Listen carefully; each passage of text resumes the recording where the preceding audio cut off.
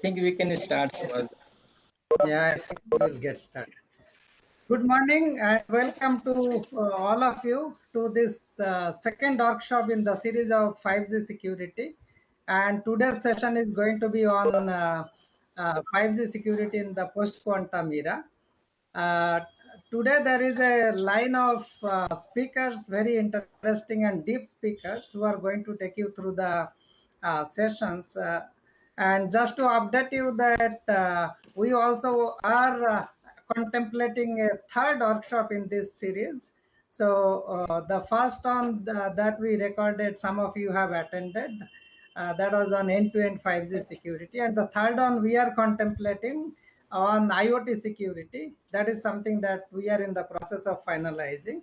We'll keep you updated as and when things get finalized. So with that introduction, today Chengappa and Vignoraj is going to host this event, and they will introduce our speakers. And with that, I would request Dr. Alok to give the welcome note and opening remarks before the session begins. Over to you, Dr. Alok. Thank you. Thank you very much. And, welcome on this Saturday morning. This is a deep topic, and glad that many of you could make it and are keen to learn about it.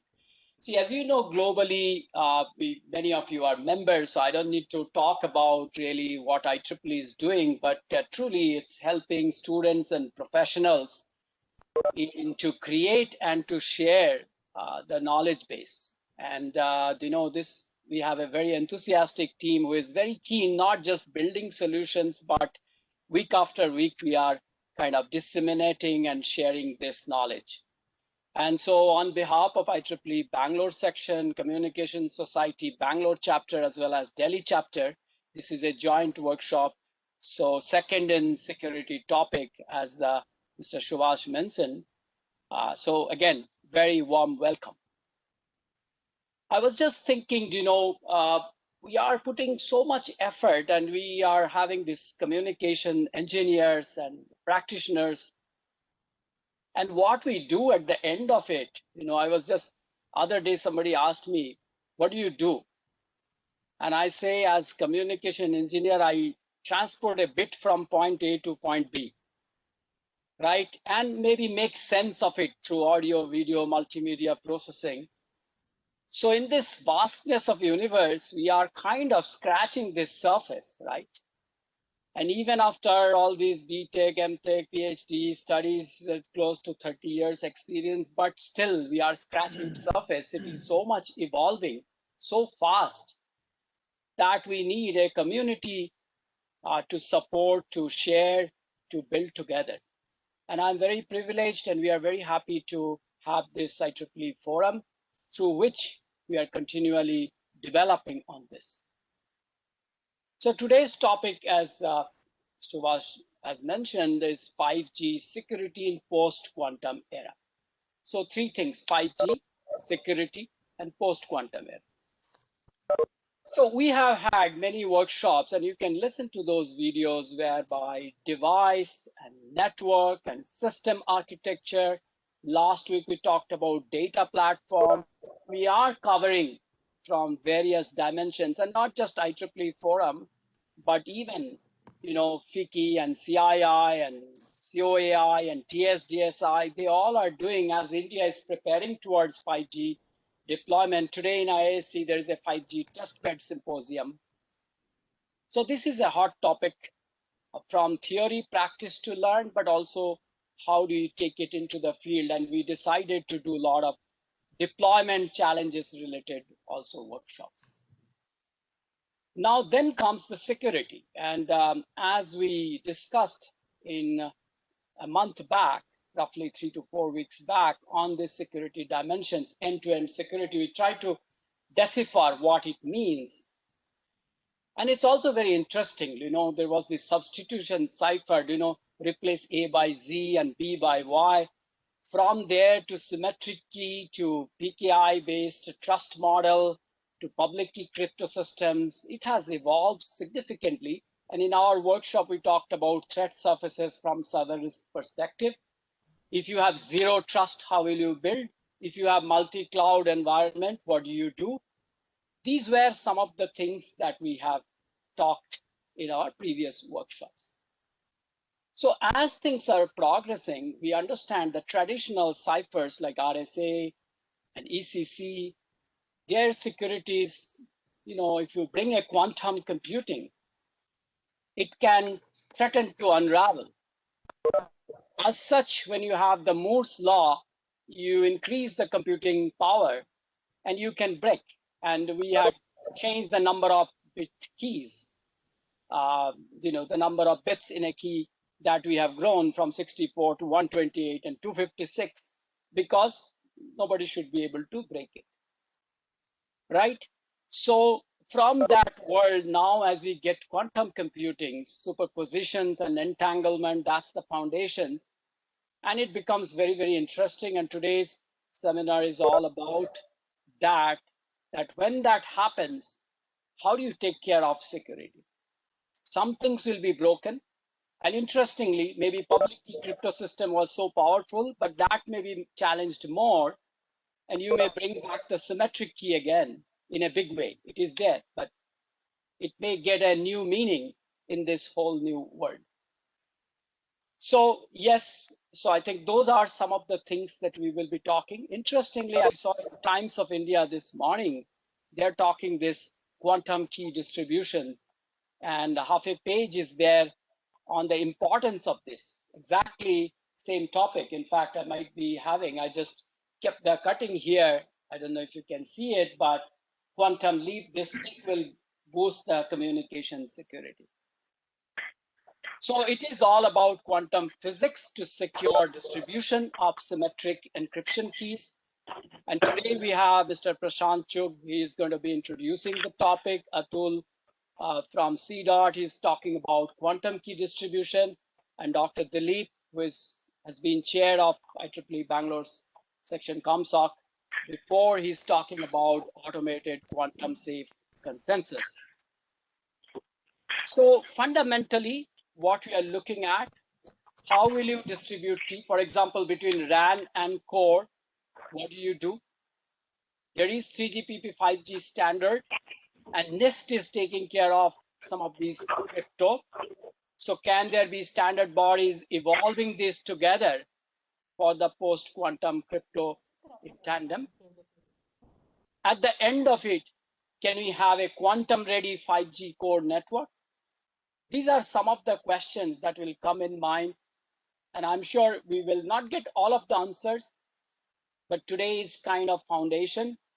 And in future, I'm sure we will unravel some more of this question, that what it will be looking like in post-quantum crypto. And with that note, I would love to hand over to the organizer and welcome all the attendees, all the speakers. Let's enjoy together. Have a great day. Thank you very much. Thank you, Alokda, for sharing your insights in setting the context for 5G security in post-quantum era. So now it's time for us to kickstart the initial session of this today's series by Mr. Prashant Chugh, who has been the chair of IEEE COMSOC Delhi chapter, who would be sharing his insights on post-quantum cryptography. For those who do not know Prashant, Prashant has experience of more than 24 years in various technical and managerial roles in Center for Development of Telematics, that is CDOT, out of which 18 years is in leadership roles. And in addition to his educational qualifications, he has done certificate courses in deep learning and cryptography. He has provided multiple talks in the area of post-quantum cryptography in national as well as international forums. Recently, he has also contributed towards a problem statement in ITU, AI/ML in 5G challenge. Sir, we are elated to listen from you. Over to you.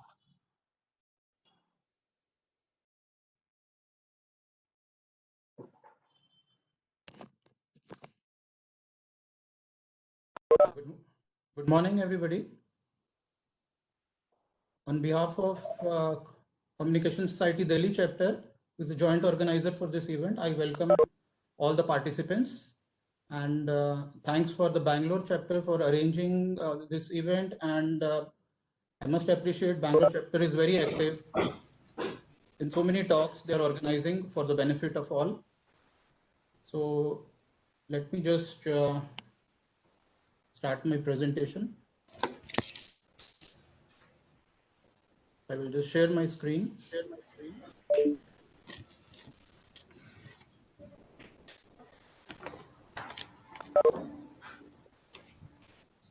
So is my screen visible?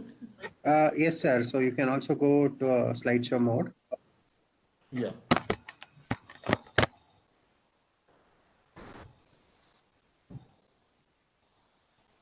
So has it come in slideshow mode? Yes, all good, sir. We are good to start. Yeah. Yeah, thank you.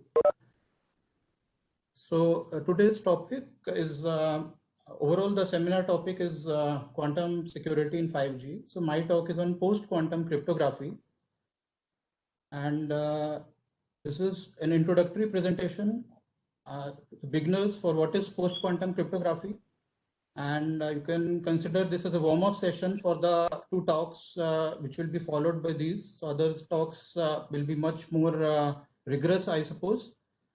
So the focus of my talk is basically to motivate the audience for the need of quantum security in 5G networks.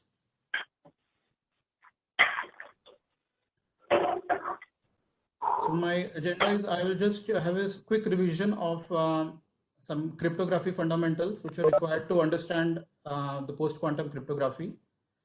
And then introduction to post-quantum cryptography, and then the need for quantum safety in 5G networks.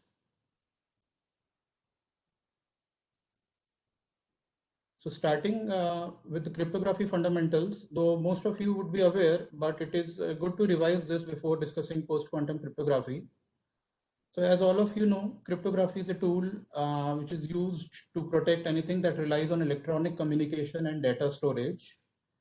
And cryptography uses computational hardness as a means to protect sensitive data.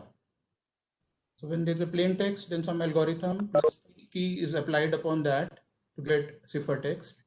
This algorithm and key basically does certain changes on the plain text in such a form that you get ciphertext, and it is difficult to get the plain text back from the ciphertext without knowing the key basically.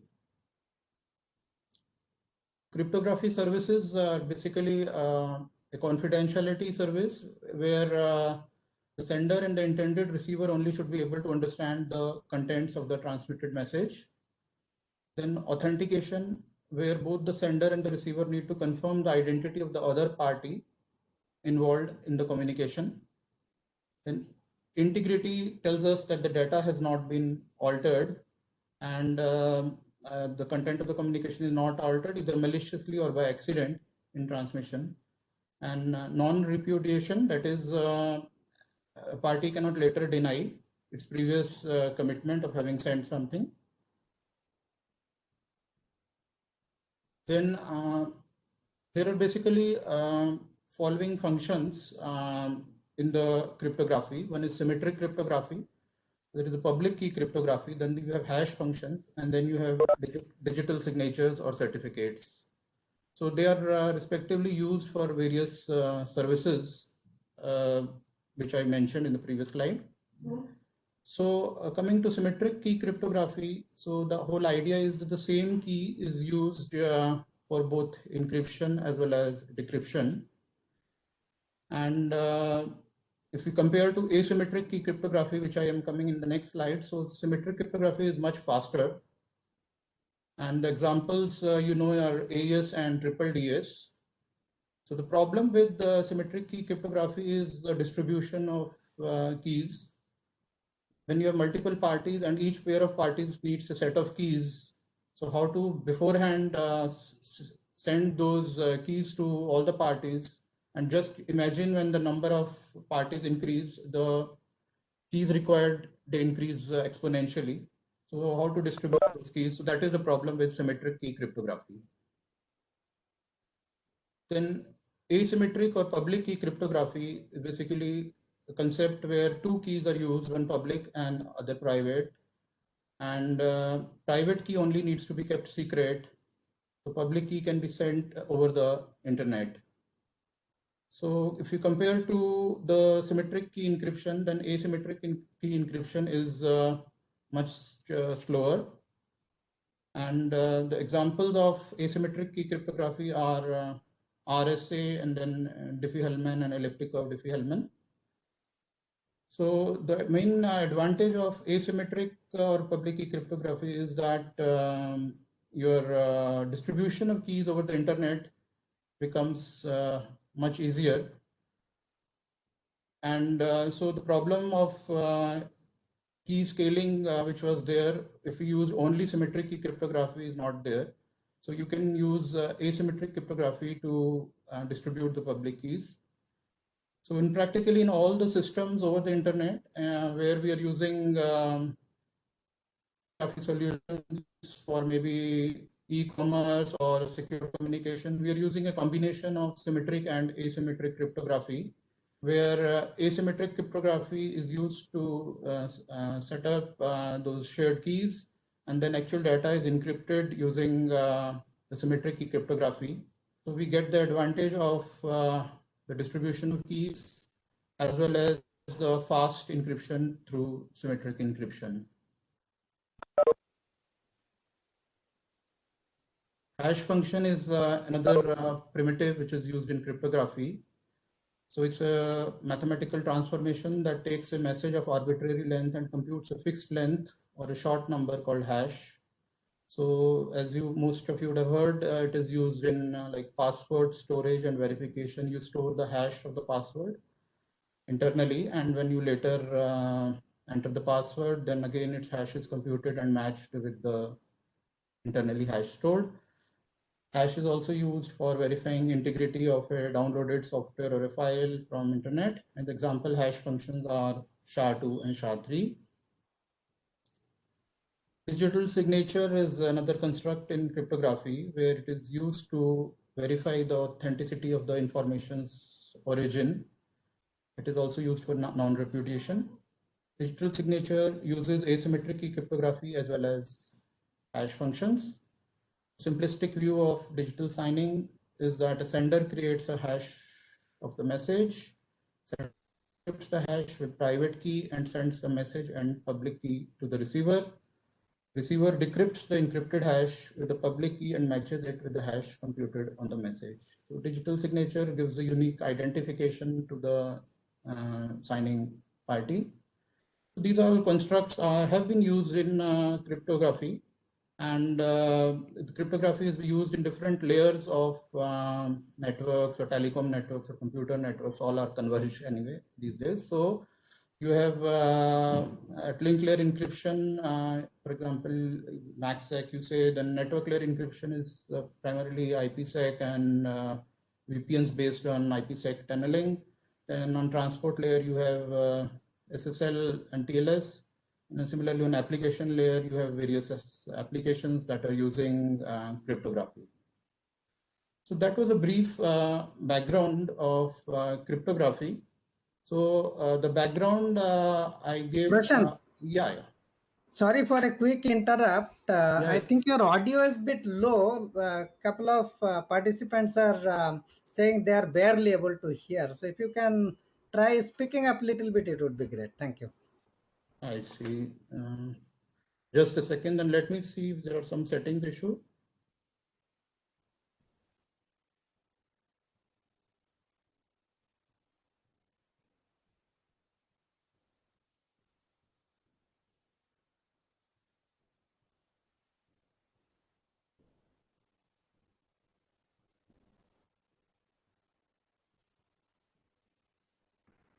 Subhash, am I audible now? Better?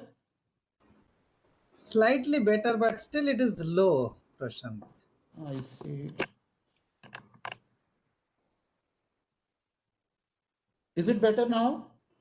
This is better. Yeah, go ahead. Okay. So was I not at all audible earlier? You no, were, you are audible. You are audible. It is slightly low. Please go ahead. I see. So just half a minute, I will just then have a like a brief recap. So I'll just audience, since you were facing some issues. So I've given a brief, just a very brief, quick overview of what is cryptography. So I have just given an overview what is cryptography, the services in the cryptography, that is confidentiality, authentication, integrity, non-repudiation, and then the types of cryptography functions like symmetric cryptography, public key cryptography, hash functions, digital signatures. And I've explained the symmetric cryptography and that it is faster and the problem of key scaling there. Then the asymmetric, which is relatively slower, but is distribution of keys becomes easy. Practically all the systems use symmetric and asymmetric together to combine their advantages. Then hash function is used for integrity in various scenarios. And digital signature combines asymmetric cryptography and hash functions for signing of documents and non-repudiation. And the cryptography is used in the various layers of the networks. So now I'm going to give you a brief overview of what is post-quantum cryptography. So I hope I'm audible now. Yeah, Subhash?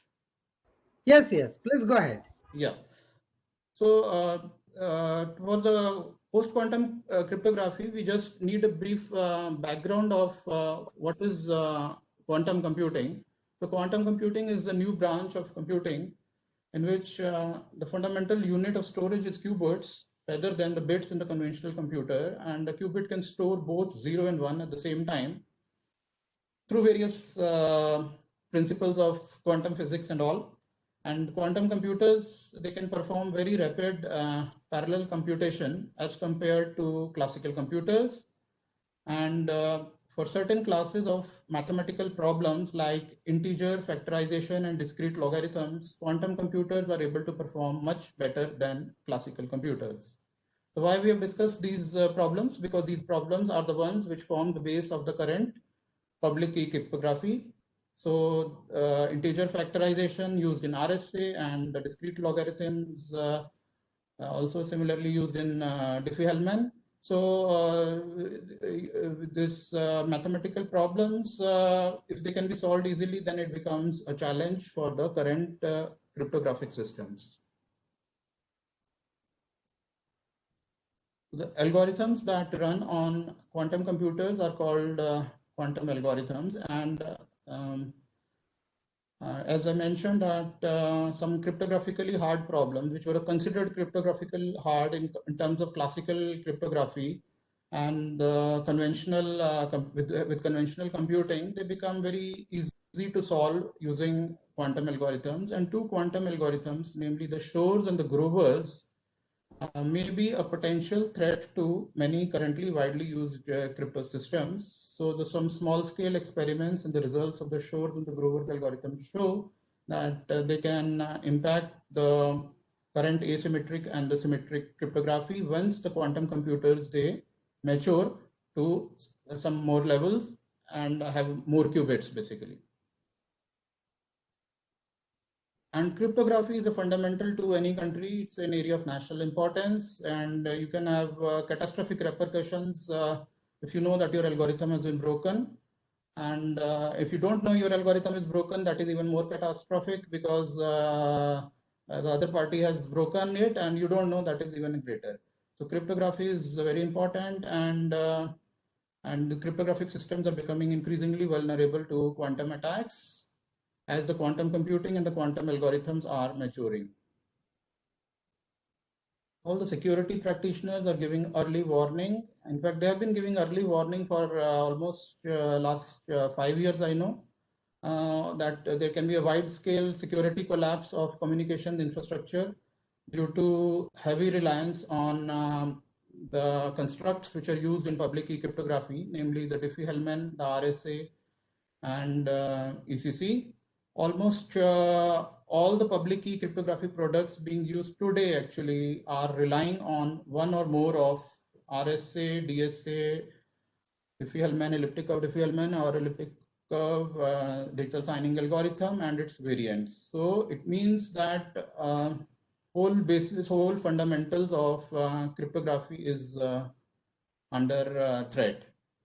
Now, symmetric cryptography is considered so far relatively safe, although the Grover's algorithm has shown that its strength is also weakened and roughly half. So basically, wherever you are using, say, AES-128, so far the research shows that if you make it AES-256, then you are relatively safe from quantum computer. But so much research is happening in the area, so you never know what holds in the future. The last point is important, as I have mentioned before, that practically all the crypto systems, they use the combination of symmetric and asymmetric cryptography, and asymmetric cryptography is used for key distribution. So symmetric cryptography using alone is very difficult with so many parties and the key scaling problem I described. So even if only the asymmetric cryptography crashes, then whole the system of cryptography and all the systems which are based on cryptography in various architectures of various telecom standard bodies like 3GPP and ITU and all, so they are vulnerable basically. So all the security communication protocols, IPsec, SSH, TLS, VPN, SMIME, HTTPS, they are under threat. Even the encrypted information sitting in a database for past many years will be subject to decryption by those having access to quantum computing platforms. That means they can store the information now and decrypt it when quantum computing platforms are available. So this is something which is called a store and harvest attack. And so this includes the potential misuse of the previously encrypted banking information, identity information, and items related to state, military, security secrets, and other sensitive information. So that is a grave threat. Basically, if you can store the information now and you harvest it later, basically. So this slide is from an ETSI white paper, which was published in June 2015. So that was the time when the first warning started coming, and they showed that RSA 1024, with the quantum computing coming up, its strength will become 0. Similarly, RSA 2048, ECC 256, ECC 384, all will become 0. And the strength of the symmetric algos, AES-128 and AES-256, will be reduced by half. That's what I pointed out. So this is an area of grave concern. What is now this quantum safe cryptography or post-quantum cryptography, also known as quantum resistant cryptography in literature? So it's the field of cryptography whose objective is to create crypto systems that shall be secure against the threat of quantum computers. And it's it is focusing most on the asymmetric or public key cryptography. So basically the whole idea is that you have to use different mathematically hard problems. The current, as I mentioned, these public key cryptography are using this prime factoring and discrete logs. So basically, these mathematically hard problems are getting cracked. So you need new mathematically hard problems.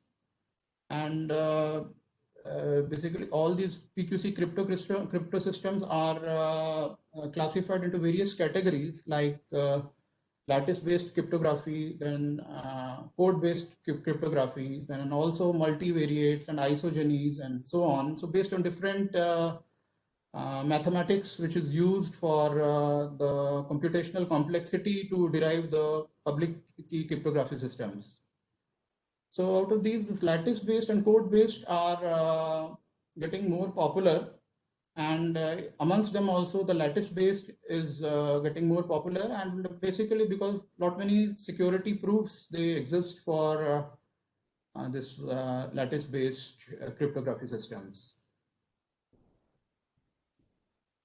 So just a quick introduction to lattice-based cryptography. So lattice is defined as an abstract structure consisting of an infinite set of points in an n-dimensional space, and it can be represented as an integer linear combination of basis vectors. A lattice can have multiple bases. So there are certain problems which are defined over this set of lattice points, and this most common problem which is used is called as the shortest vector problem, or SVP, which the problem is to find the shortest non-zero vector in the lattice structure. This problem is thought to be hard to solve efficiently using a quantum computer, provided the lattice is of sufficiently high dimensions. And lattice-based cryptographic constructions have security proofs of mathematical hardness. Most of the lattice-based cryptography constructions have security proofs of mathematical hardness. And as I will just tell in the subsequent slides, so most of the candidates in a cryptography competition by NIST are now lattice-based candidates. So just coming to that part. So there is international standardization going on for post-quantum cryptography, and where National Institute of Standards and Technology, that is NIST in USA, is working. And NIST has worked in past for the standardization of AES as well, and most of the cryptographic algorithms. And for the those who don't know about the standardization of crypto algorithm, it will take a number of years actually, because a number of steps are involved, from theoretical cryptanalysis, and then the reviews, the side channel analysis of the prototype implementation, and so on, where there's a very rigorous process where the process is open throughout the world, and anybody can give comments, and subsequently there is a lot of changes which happens in the algorithms, and it takes a lot of time to converge to various this standardization. So AES also took a lot many years, and this NIST competition also I subsequently, I think it started almost 4 years back, if I can recall, and in the second round, 26 candidates were selected from 69 first round candidates in January 2019. And the latest was in July 2020, where there are 4 third round candidates and 5 alternate candidates have been selected. So now this concept of 5 alternate candidates is also very strange for the competition, in the sense that usually you have a clear-cut these things that these candidates are in the round, in this round.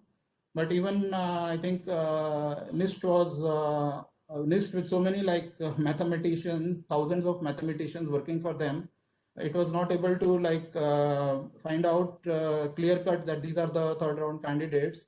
And they came out with a list of alternate candidates, which they mentioned that in the subsequent round, if alternate candidates, they do some changes, so they also have a chance of going in the selection. So that is how it is going on, and the various teams across the world have given their algorithm submissions, and unfortunately there is no submission from India, and lots of teams which involve so many cryptographers doing their postdocs and all have combined together to give one submission. That is how the rigorous these things are. These are the list of candidates which were selected in round 2 in January 2019. And that was around the time when we started looking at these various candidates in CDOT with the perspective that we have to come out with some system which can support post-quantum cryptography. And then in July 20, so these are the third round finalists, Classic Macalus, Crystal Skyber, NTRU, and Saber. And these are the alternate candidates: Bike, Frodochem, HQC, NTRU Prime, and Psyche. So now, as you see, the competition is focused on very limited number of candidates. And it is now a time where these candidates have to be thoroughly analyzed by anyone who wants to work or implement post-quantum cryptography for any system in the future. And still, since there are not one or two candidates, but there are multiple, so there is something which is known as crypto agility, a term called crypto agility, that is any PQC-based solution should support the ability to fast switch to the new post-quantum cryptography algorithms. So the system should be designed in such a way that if you are using some algorithm, then it can be later switched over easily. So there is also a concept of hybrid approach for migration to post-quantum cryptography systems, where in fact this has been discussed at NIST. Am I facing some issues in audio? No, you are fine. Okay, fine, thank you. So there's a proposed approach for migration to post-quantum cryptography, which is known as hybrid approach. So this approach has been discussed in NIST and is also being discussed at ETSI. So ETSI has a working group on quantum safe cryptography, and from CDOT we also participate in the working group meetings. So there's a concept of hybrid approach, means this handshake for the key exchange is done using two algorithms.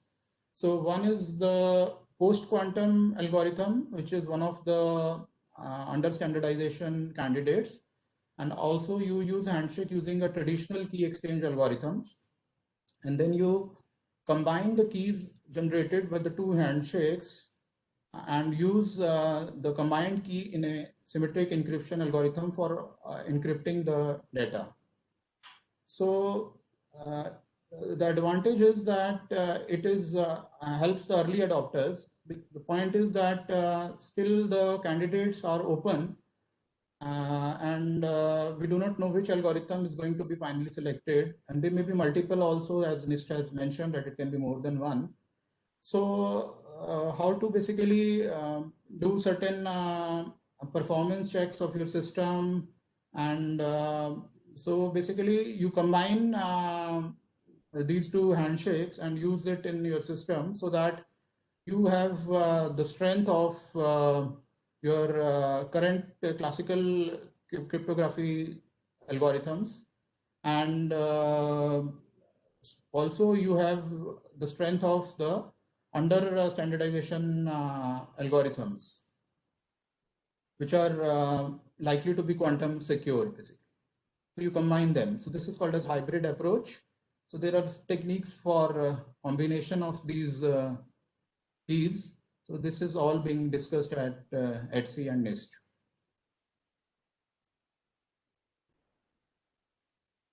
Coming to quantum security in 5G networks. So many discussions are happening with respect to the 5G networks, that these 5G networks are going to be prevalent so much. So while designing the 5G networks architecture in 3GPP, we have not much discussions have not happened with respect to quantum security. So it is important that we should understand, try to bridge those gaps and see what can be done if 5G networks are going to be very important for a country like India. So we are seeing that 5G networks shall be prevalent in different vertical domains in a few years, including security sensitive verticals such as banking and finance, e-commerce, industrial IoT, and secure government networks.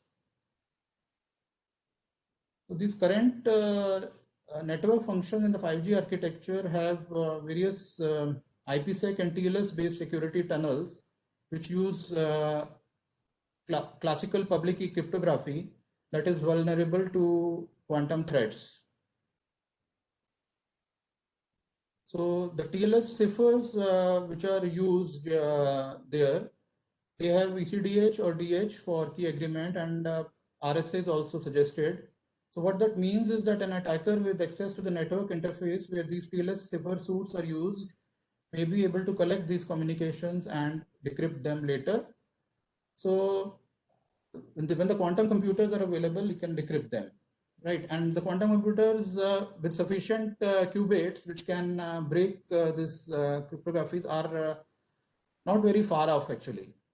So we have been attending some international conferences organized by ETSI and Institute of Quantum Computing based in Canada. They've jointly organized some conferences on quantum safe cryptography for past so many years. So every year they actually revise the dates where the sufficiently strong quantum computers will be available to break the cryptographies. And earlier they used to say maybe 20-25 years, but within the past 5 years they have revised it so many. So the last conference they were saying maybe in 5 to 7 years, and further you don't know, there may be secret projects happening in so many countries who are working in this area, because the issues of so much of national importance that if you can break the cryptography, so it is of critical importance. So there is a need to bridge the 5G networks with quantum security. The digital signature algorithms used in the TLS cipher suits are also vulnerable, and it may enable an attacker to do counterfeit signatures and inject false messages into the network.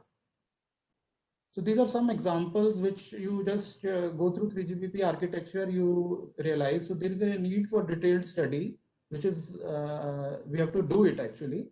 So the interfaces based on diameter or GTP are protected using IKV2, and the underlying algorithm you again use is Diffie-Hellman, which is vulnerable. Also, you have a concept of subscriber concealed identifier using a protection scheme based on a home network public key for anonymization. This is quantum vulnerable, implying that the user identity can be revealed. Even symmetric cryptography algorithms used at many places in 5G architecture are equivalent to AES-128, which is quantum vulnerable. And quantum computers, as I mentioned, are likely to pose disruption to 5G networks, as if they come even to 5 to 7 years or 10 years, if you stretch it, then again, it is within the lifetime of 5G systems. And if the critical areas of the society are based on 5G systems, then they are under threat. And as I mentioned, that there may be secret projects going on at so many other places also. So we have actually recently started study of post-quantum cryptography in 5G networks, the study area in TSDSI. So CDOT has proposed that, and it has got TSDSI approval.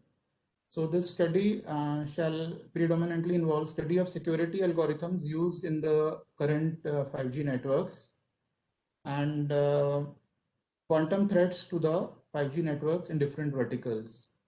So this is a very recent development. The study has been initiated. So I request the participants, the experts of various areas to in fact join that. And even what all has to be done in this study was also slightly flexible now. Some things may be added also. Yeah. So from CDOT side, we propose that you can either have dedicated Qkd systems which provide keys to various virtual network functions in 5G. With this Qkd's quantum key distribution, which will be covered by my colleague Atul Gupta in the next presentation. And also, there is a possibility that various 5G virtual network functions, they have dedicated PQC components associated with it. So what I mean by PQC component that I'm going to just describe in the next subsequent slides. And there is also a possibility that both PQC and QKD are combined together. We have done some experiments in CDOT for that, for a combination of PQC and QKD for non-5G systems as such. With respect to 5G systems, we are still to do those experiments. So the whole considerations for the post-quantum cryptography migration in 5G networks. Basically, I propose some migration of the existing 5G networks or the standards to post-quantum cryptography because I feel a need for that. And the considerations for that is that the standardization of PQC algorithms at NIST shall still take another 1 to 2 years. And there are many variables the way this standardization is going on.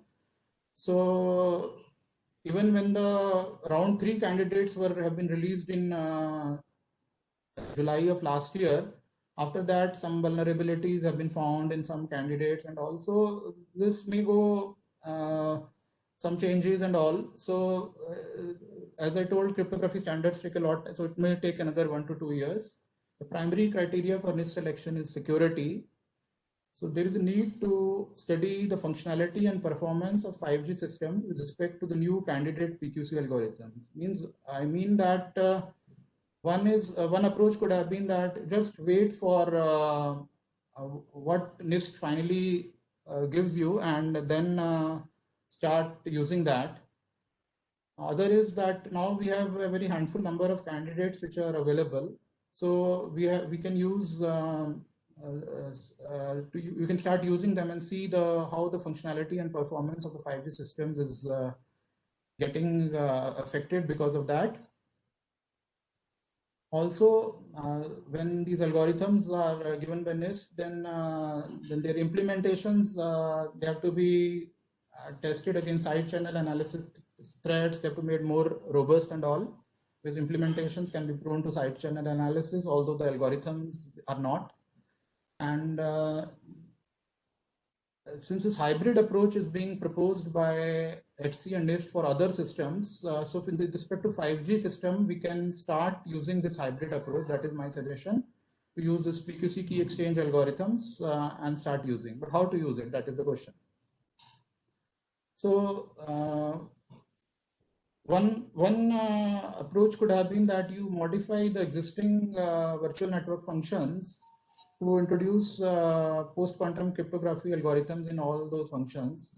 And the other could have been to introduce new PQC blocks, post-quantum cryptography blocks in the 5G architecture, and retaining the existing nodes more or less as it is, if not 100%. So these are the two approaches I at a high level one can foresee. So the advantage of the second approach with respect to the first approach, which I foresee, is that since the quantum algorithms are still being standardized and certain changes are happening there, so the second approach is beneficial, that whatever the changes will be focused in those PQC blocks only. But how we can introduce these PQC blocks without doing any major changes in the existing nodes? So that is the question actually. So when I say PQC blocks, so basically I say that associated with all the virtual network functions will be another block, and that block can be either a software or a hardware or a combination. Depending upon the nodes, it can vary also. So these blocks will introduce certain functionality for post-quantum cryptography. So what functionality they will introduce? So what I propose is that these blocks will form IPsec tunnels using hybrid key exchange or post-quantum cryptography key exchange, with option to use one of the many round 3 NIST candidate algorithms. The implementations will provide protection against side channel analysis, and they will encrypt the data using 256-bit algorithms, and they will do the digital signing using quantum safe signatures. So since between two various VNFs in the 5G network, we have seen the vulnerabilities with respect to the quantum safe, and so the introduction of these new PQC functions will help in bridging those gaps there. So these blocks can be independently validated and security tested without any effect without any effect means without any major effect. Obviously, there will be some effect on the existing 5G nodes. And the blocks may run on the same hardware as associated with the 5G node, or they may run on a dedicated hardware. And many other things will depend upon at what speed the data is transmitting through those nodes and how these blocks have to be designed. So many factors will decide how the implementation is realized in software, hardware, FPGAs, combination, and all. So many things. So in CDOT, actually, we have been working on development of this PQC block, and we have a software implementation as well, and we have a hardware implementation as well. And we have implemented multiple round 3 PQC algorithms, which include both lattice and code based on these blocks. And we have tested these blocks in different use case scenarios, which are the use case scenarios which we have used currently are the non-5G networks in the labs with scenarios, but we would like to do further testing of these blocks in 5G network use case scenarios to understand actually whether this idea is realizable or not. And as I already mentioned that we have started, we've got the approval for a study for quantum security in 5G networks. And we are also doing detailed in-depth study of the various round 3 post-quantum cryptography algorithms. And lots of different types of mathematics is involved in different types of algorithms, because these algorithms are based on different mathematical complexity problems. So you need all different types of maths for different types of these candidates, understanding the security strengths and weaknesses, and it be able to comment upon anything on that. And then from the implementation perspective, side channel analysis is very important. And we are trying to understand more of this side channel analysis and how the various measurement of say power or EMI in a crypto system, how it can how it gives an ability to a hacker to get the keys out of it, and specifically how this side channel analysis of the new algorithms, that is a totally new area. So we are working towards that direction. So this is just an example of this PQC block, which we realized on some hardware. And this is our actual picture of some box where this post-quantum cryptography algorithms of various round 3 candidates, and even we started working before that. So we have implemented some of the round 2 candidates as well in these blocks, and we tested it in various scenarios. So one such use case scenario is like shown that you use IPsec tunneling using the new post-quantum cryptography algorithms. And we have implemented hybrid key exchange as well as the post-quantum key exchange. So we can use both of them, and we have provided all the CLI options to select various modes and all.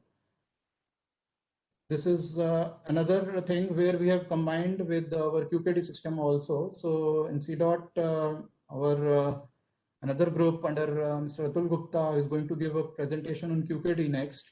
So they have made a Qkd system. So with the Qkd system prototype, we have done this combination where the keys used now have a combination of the classical key exchange as well as the post-quantum hybrid and from Qkd, and a combination of all this.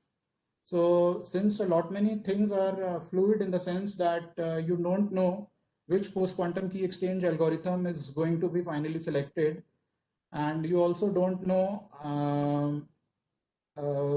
that there may be vulnerabilities in the Qkd systems also, because there are papers published indicating vulnerabilities there also. So if you have to go for the best security things, probably you have to combine the Qkd and PQC. So we have tested that in this non-5G scenarios also. So we have done studies over wireless networks as well, and there are different use cases we have tested. But so far we have not tested in the cases of 5G networks, and we'd like to delve more into a study of that through the TSDSI partners as well, through the expert groups.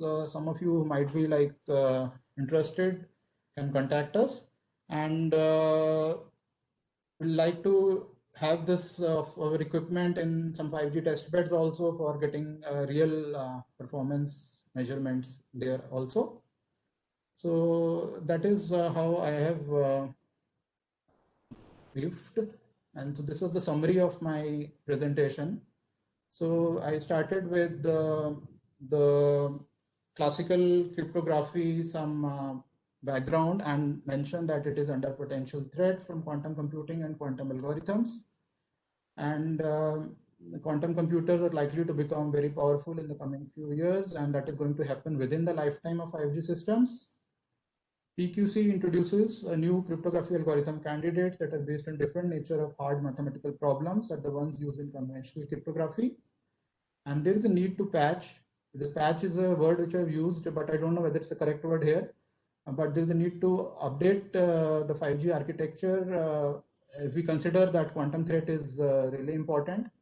And some approach I have presented in my view how it can be done, but there can be other approaches, and we need to, all of us, jointly study this and understand this, how it can be done. So that's all from my side. I think, thank you very much. So I think I'm just on time. Thank you, Mr. Prasant, for refreshing us through the basics of cryptography once again.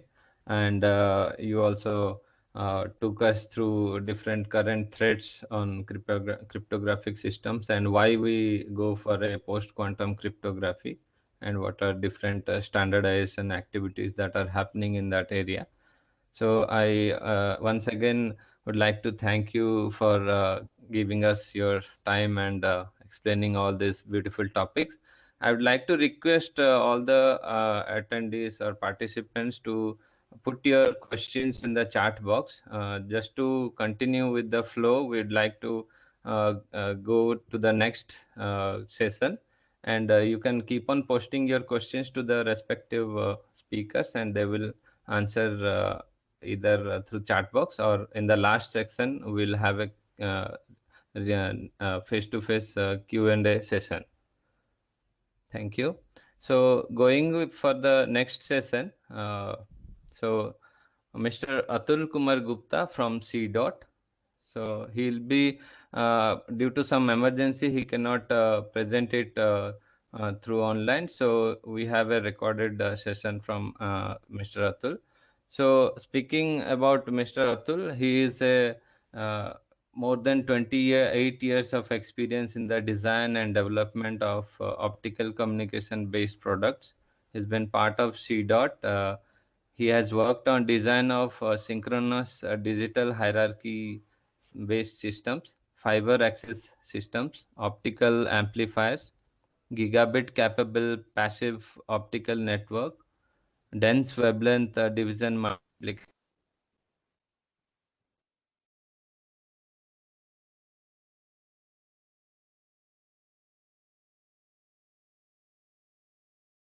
Is Vigneraj having a problem? Oh, sorry. Hello, am I audible? We can hear you now. Please. Yeah, Vigneraj. Yeah. Sorry, I was not able to unmute myself. So I would like to thank Mr. Prasant for refreshing us through the basics of cryptography and introducing the quantum cryptography concepts. He made us understand the standardization activities in this quantum key, post-quantum cryptography area, and took us through different activities that are happening through DSDSI and 3GPP in the security area. So I would like to request the attendees to post their questions in the chat box. Just to have maintain continuity, we'll go to the next speaker. For the next session, we have Mr. Atul Kumar Gupta from CDOT. Due to some emergency, he is not able to present it online, but we have a recorded session from Mr. Atul Gupta. So talking about Mr. Atul, he is with CDOT and has more than 28 years of experience in the design and development of optical communication based products. He has worked on design of synchronous digital hierarchy based systems, fiber access systems, optical amplifiers, gigabit capable passive optical network, dense wavelength division multiplexing equipment, and of course quantum key distribution. He holds a BE degree from DCE Delhi and MTech from IIT Delhi, and is currently designated as head of optical technologies at CDOT. So I would Yeah, so I will just also add, Vigner, as that Prashanta Haldar from Atul's team is available to take question answer. So don't hesitate to ask questions. sure.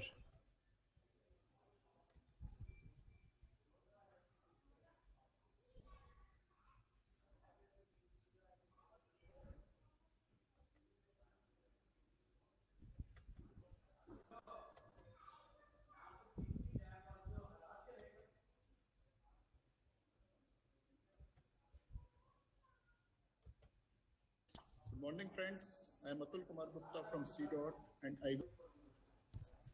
I hope everybody can see and listen to the video. Bigneraj, can you try increasing the volume? It's slightly low. Max. deliver a talk on quantum key distribution. So this is what I plan to cover during this talk. First, we'll briefly review the present method of securing the data which is being transported over the communication links, and see why the necessity of Qkd has evolved. Then we will go through in some detail as to how Qkd is implemented.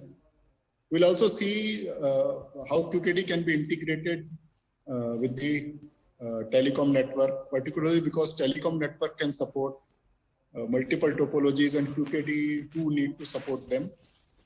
In the end, we will briefly review how Qkd can address security.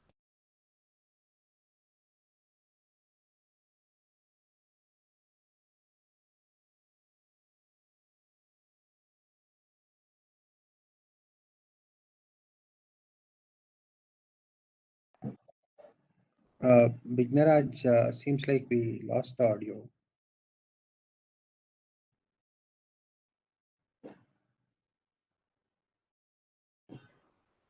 If you are speaking, you are on mute. Hello. Seems like a connectivity challenge, I think, on Vigneraj's side.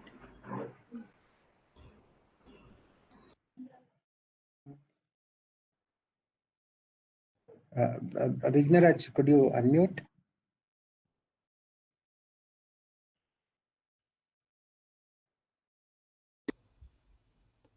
Hello? Yeah, all good, all good. You can resume the audio. Yeah, thank you. See why the necessity of Qkd has evolved. Then we will go through in some detail as to how Qkd is implemented. We'll also see how Qkd can be integrated with the telecom network, particularly because telecom network can support multiple topologies and Qkd too need to support them. In the end, we will briefly review how Qkd can address security aspects in 5G. Let's get started with the brief background and necessity of quantum key distribution.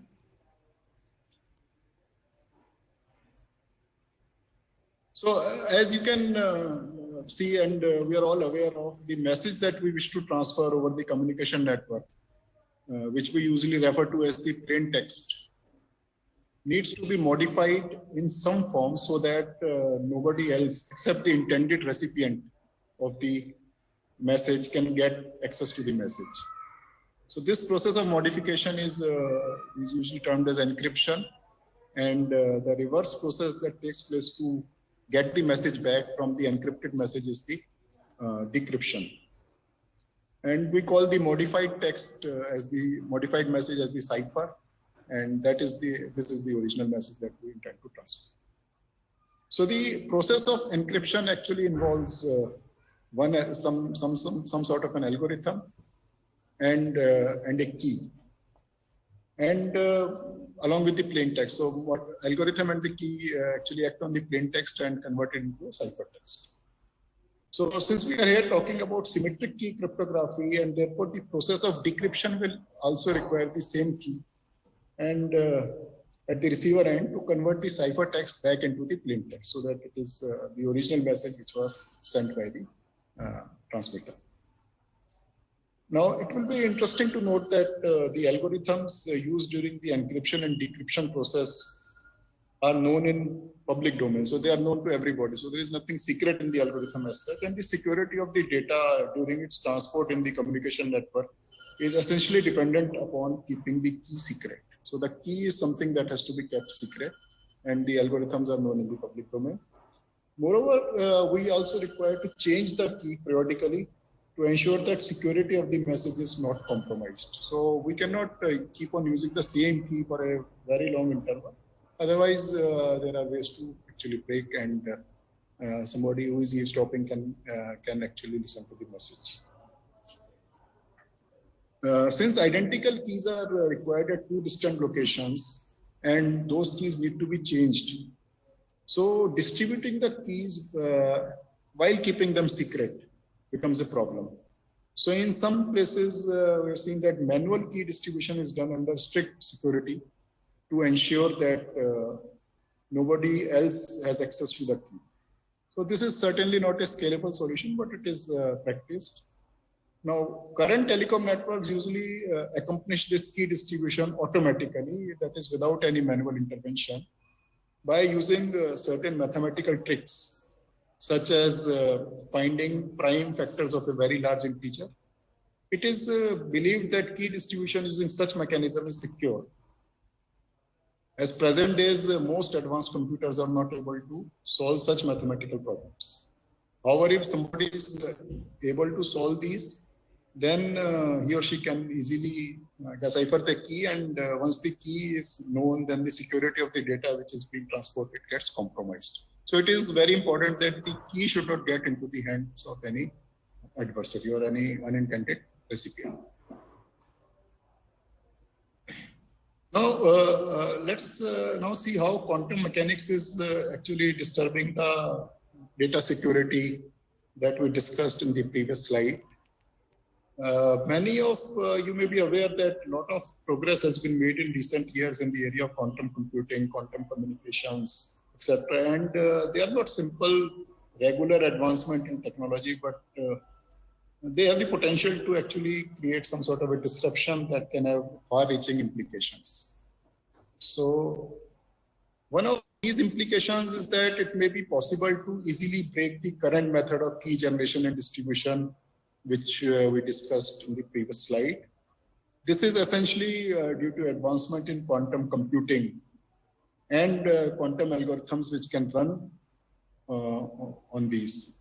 So I'm sure many of you may have actually read about the Google's claim of quantum supremacy in around 1.5 years back. So that is an important milestone.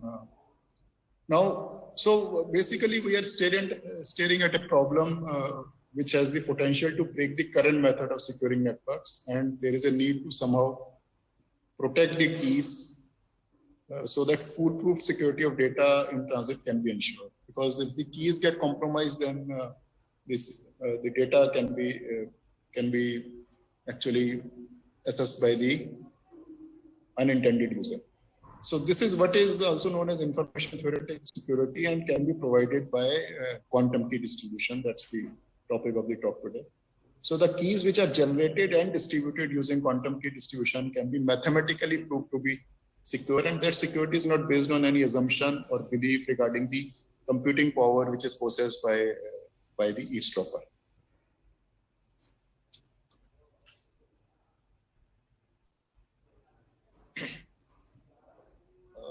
It is also interesting that now we have plenty of very low-cost tools available in the market which can be clamped on an optical fiber cable to extract the data being carried through the fiber.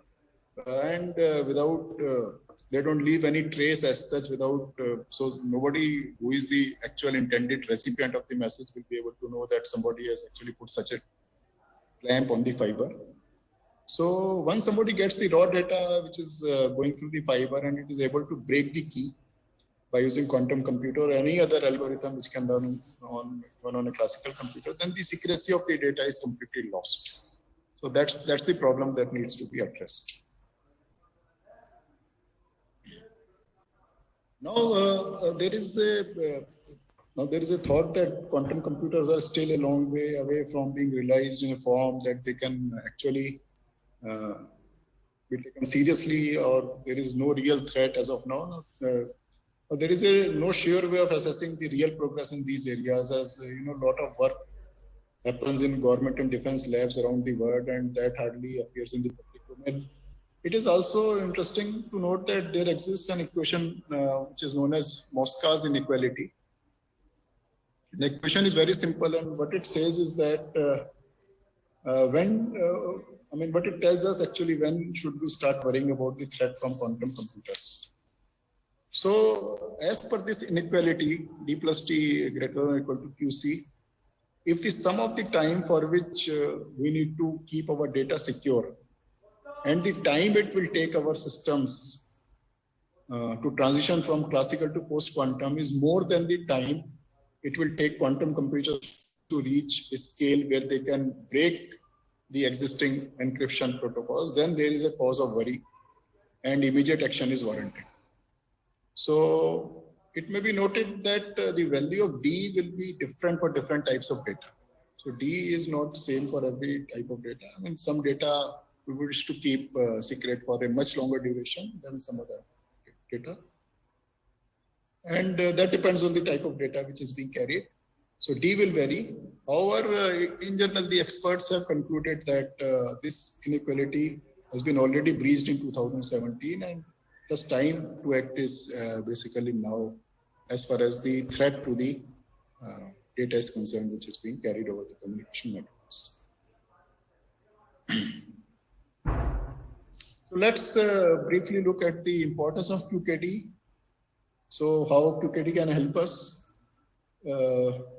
So first thing is that the Qkd is the first practical application of quantum mechanics. Although quantum mechanics is around 100 years old, but if we talk from the perspective of product or solution which can actually be deployed, then Qkd is probably the first such one.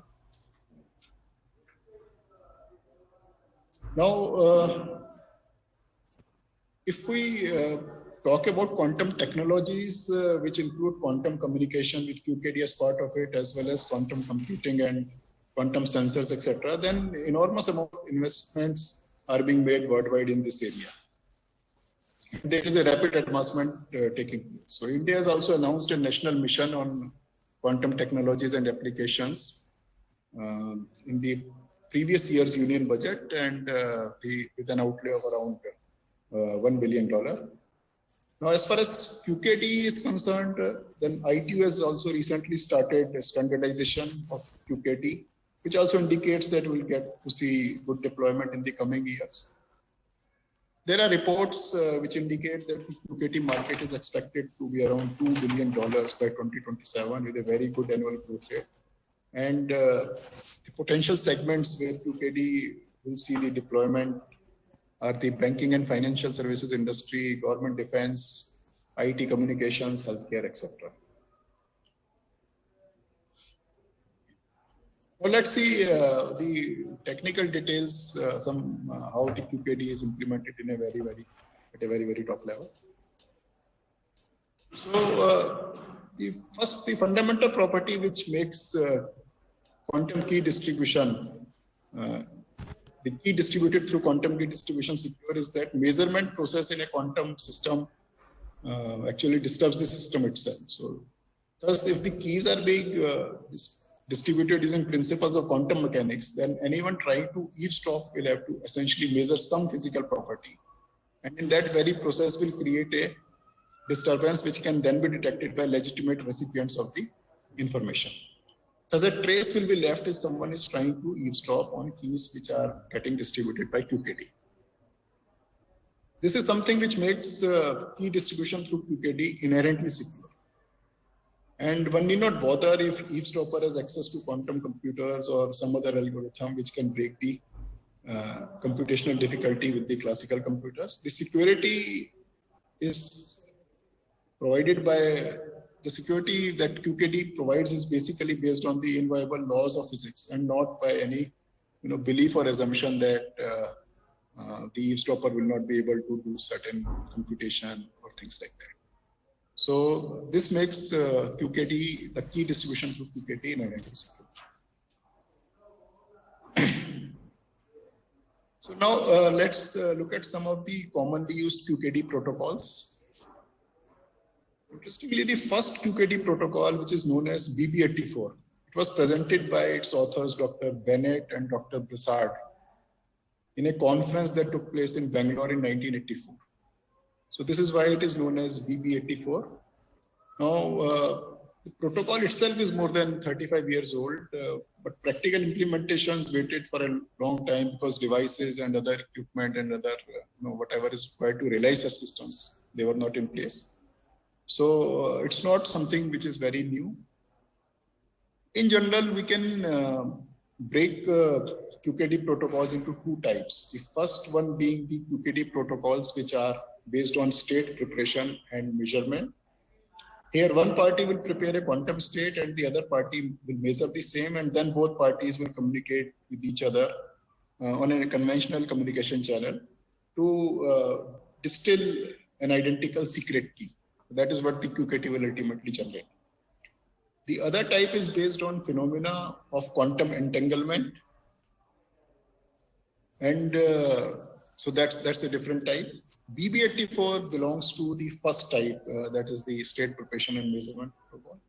And other prominent protocols of this type are differential phase shift, which we'll refer to as DPS, and coherent one-way, which is we'll refer to as COW, and others are also mentioned like B92 and all. As far as the quantum entanglement-based Qkd protocols are concerned, E91 is one such example. Now, we'll be using the terminology of Alice and Bob because that's what is conventionally used in the cryptographic systems. So Alice is the transmitter and Bob is the recipient. And the eavesdropper will be Eve, who is trying to get hold of the message, illegitimate intended recipient. So now, first look at a very broad level how DPS or differential phase shift Qkd is implemented. So we'll start with the Alice node. So the Alice node, first it will have a continuous wave laser source, let's say at a wavelength of 1550 nanometer in the C band, with a very narrow spectral width and a good frequency stability. The output of this laser source is fed to a lithium niobate intensity modulator to convert the continuous wave signal the laser to a pulsed signal. So the output of the intensity modulator will be getting very narrow optical pulses with a very good extinction ratio. And this so intensity modulator will have an optical input from the laser source and from electrical input from the pulse generator. The output of the intensity modulator will be fed to a phase modulator. This phase modulator will impart optical pulses with a phase of 0 or pi. based on the input that it gets from a random number generator. So if it gets a 0, then it will impart a phase of 0, and if it gets a 1, then it will impart a phase of pi, and that 0 and 1 is generated by random number generator. So it's truly random. So finally, we will have narrow optical pulses with a good extinction ratio, having a phase of 0 or pi in a random fashion at the output of phase modulator. These will go to the variable optical attenuator. So which ensures that the mean photon number of the pulses that are being generated at the output of variable attenuator gets reduced to less than 1. So this is what essentially broadly constitutes the Alice node of the Qkd system. So the output of the variable attenuator is what is known as the quantum channel. So these are extremely weak pulses having a mean photon number of less than 1, which are launched into the fiber. And some of these pulses carry a phase of 0, and the remaining one have a phase assigned as pi, which is truly random. Which one has 0, which one has pi is not known. These things get recorded at the Alice end, that which pulses have been assigned 0 and which have been assigned pi.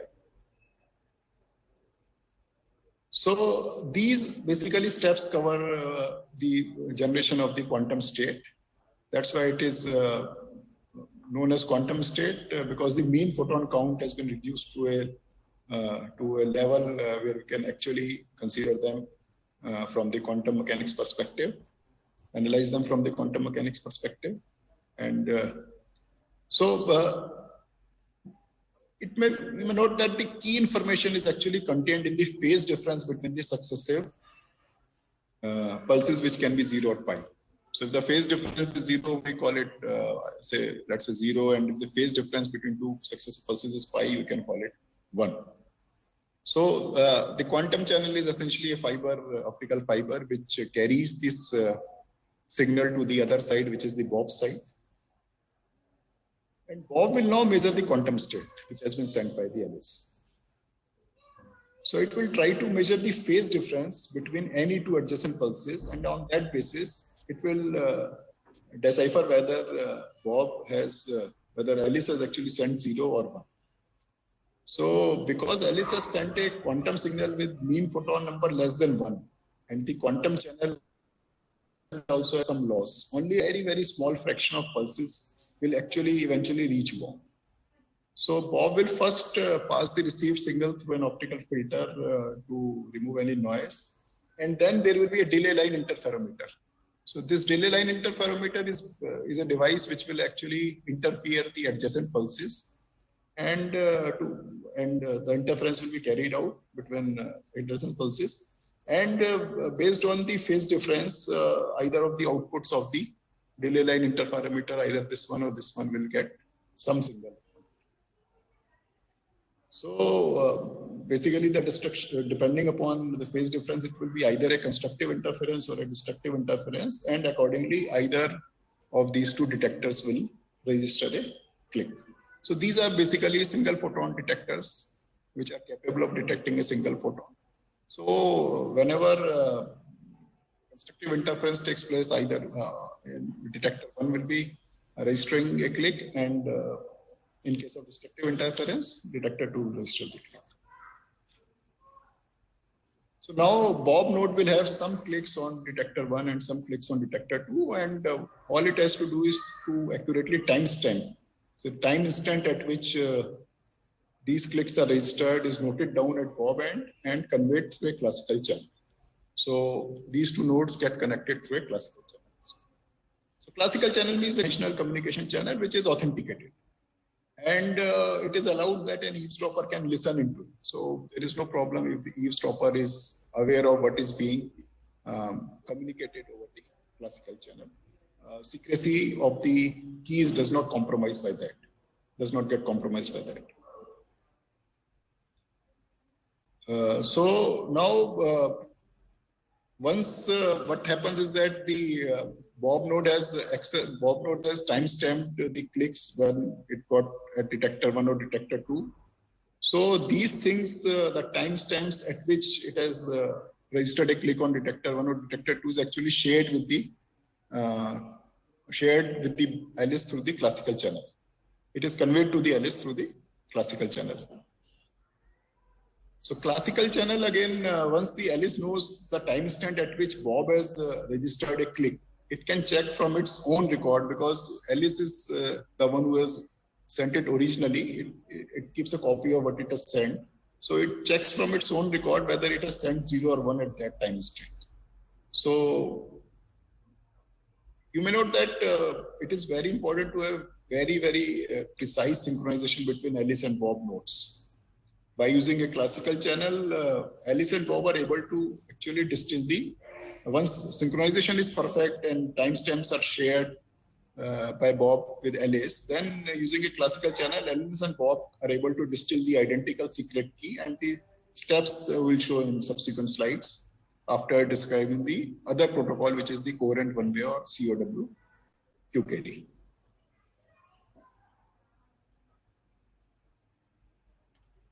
So coherent one-way is comparatively simpler implementation. We have already seen the differential phase shift. So again, in coherent one-way,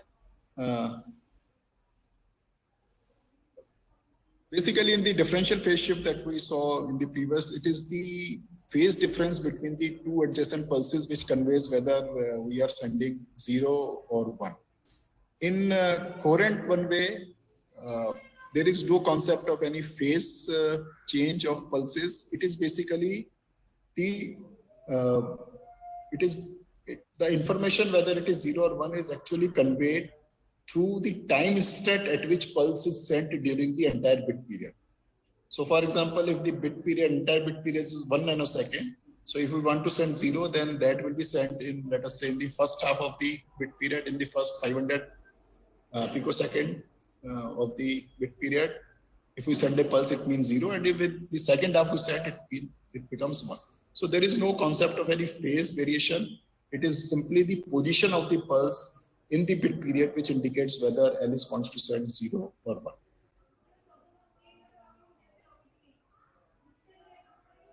So basically it is some sort of a pulse position modulation. So there is no phase change which is required, so it becomes simpler implementation. Again, we have a laser source similar to the previous case. We have a CW laser source, and the output of it is, like in the previous case, it is fed to a lithium niobate intensity modulator. Now, earlier in the differential phase shift, the intensity modulator was fed with a pulse generator to generate pulses which are repeating after a fixed period. Here, the intensity modulator is fed itself with a random number generator, and the purpose of the random number generator is to actually randomly position pulses in the appropriate time slot. So, random number generator will give you a pulse in the first 500 picosecond of the bit period if it wants to send a 0, and in the second half of the 500 picosecond bit interval if it wants to send 1. So the position of pulses will be accordingly adjusted. So the output of intensity modulator now can straight away go to a variable attenuator. There is no need to have a phase modulator in this. And again, the variable optical attenuator will adjust the mean photon number to less than 1 and send the signal on the quantum channel. So that is how the quantum channel, so that quantum channel will carry, and that becomes essentially the Alice node of the Qkd solution. Then thus the scheme is comparatively simpler to DPS from this implementation perspective. Now at the Bob side, we will again have an optical filter similar to what was shown during the previous differential phase shift Qkd implementation. And that will remove the noise, and then we'll put an optical coupler. So it is some sort of an unbalanced coupler, and we will have most of the power, let's say 90% of the power routed to detector 1. So detector 1 will register a click, and depending upon the position with a bit interval, within the bit interval, it will be considered as 0 or 1. So basically, whenever a click is registered by detector 1, timestamping will be done, and then depending upon the location of the click within the bit period, it will be considered as 0 or 1 accordingly. Again, we will require perfect synchronization between Alice and Bob because to maintain the sanctity. Otherwise, if synchronization is disturbed, then maybe 1 will be registered as 0 or 0 will be registered as 1 and so on. So, but coherent one-way protocol requires additional optical components also on the Bob side to detect what is known as photon number splitting attack. So, if the eavesdropper has a power to, in case of multiple photons coming in a pulse that follows certain distribution, and it is possible that some pulses may have multiple photons, then it is possible that eavesdropper may keep one photon and send the other photons to the Bob and without getting detected. So to detect such type of attack, essentially the photon number splitting attack, 1-bit delay line interferometer is used. Now, how it detects the photon number splitting attack is that, again, the property of the quantum mechanics, that in case of PNS attack, the phase of the pulses will get changed. So that's a fundamental property again. And so once the eavesdropper executes the PNS attack, the phase of the pulses will get changed, and once the phase changes, then once it interferes with the previous or the succeeding pulse, then there will be, that will get caught on the 1-bit delay line interferometer. So basically this detector was used for the key generation, and we have another detector after the delay line interferometer, which is used for distilling the key. Sorry, which is used for finding out if PNS attack has been executed by the eavesdropper. So after that, again, a similar process of key distillation runs on the classical channel, which is authenticated. And classical channel can be smoothed by eavesdropper without any loss of secrecy to the keys. And then again, those processes will be explained in the next slide. So this is essentially how the coherent one-way protocol gets implemented. Now, let's have a look at the post-processing which is required after clicks are registered by the detectors at the Bob end. So this is very important step, and it is required to distill final identical secret key by both Alice and Bob, and the whole process runs on a authenticated classical channel, which was shown in the previous slides. First step is Alice-Bob synchronization. So it is the most important step because if the synchronization gets disturbed, then suppose a particular bit which is sent by the Alice, it will be registered at a different time instant by Bob. And once that time instant is shared with the Alice, then it will not make any sense because Alice will be thinking that it corresponds to something else sent by Alice, and then basically it will result into some sort of a very high errors on the part of the once that reconciliation takes place. So errors will be very high because there is no match between what is actually sent and what is received. So synchronization is absolutely necessary for accurately registering the time instant at which detector clicks are observed at the Bob node. So if there is any error in synchronization, it is actually going to render the whole process meaningless, as there won't be any correlation between what is sent by Alice and what is received by Bob. So once we have, once the system is made operational and the synchronization has been achieved, and Bob has shared the time instant at which its detector have registered a click, a small fraction of bits received by Bob are shared with Alice. So the purpose of that is to estimate what is known as quantum bit rate. So if let us say there are 1,000 clicks, 1,000 events are registered by Bob on its detector, then out of 1,000 maybe it will share some 50 events randomly, with Alice along with the timestamp. The values it will share whether it has registered as 0 or 1. And Alice from its own database will compare and calculate the quantum bit error rate to see if it is in reasonable limit or not. Now, quantum sources of quantum bit error rate can be many. It can be imperfection of the devices, noise in the channel, dark current of the detectors, and others. So the reason why we actually need to calculate quantum bit error rate is to find out if any eavesdropping has taken place on the quantum channel. So if suppose there is an eavesdropping on the quantum channel, then QBR is will get raised. So it will cross certain threshold, and then that's how the eavesdropping gets detected. So because it was earlier in the earlier slides, we've seen that eavesdropping on the quantum channel will invariably result in increase in it will basically eavesdropping on the quantum channel will disturb the quantum channel, and that will leave a trace. That trace will get reflected in the form of increase in QBR. That's where the QKD actually scores over the traditional methods, because now we are able to actually detect the presence of eavesdropper. So compared now, just for the purpose of numbers, compared to the traditional communication systems where we actually get a very good bit error rate, the QBR is of the order of around 5%.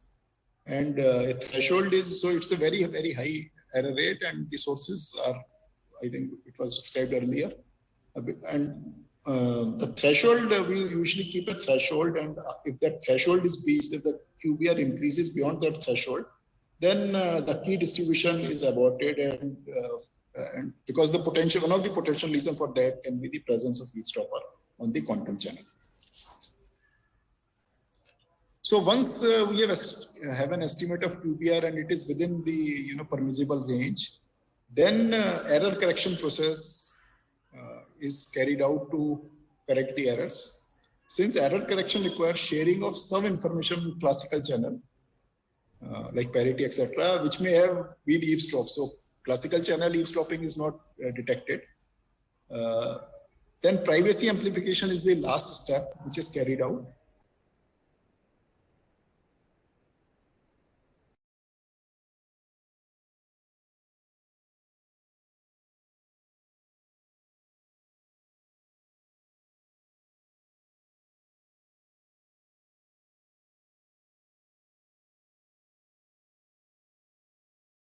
Vignoraj, I don't know, but I am not able to hear you.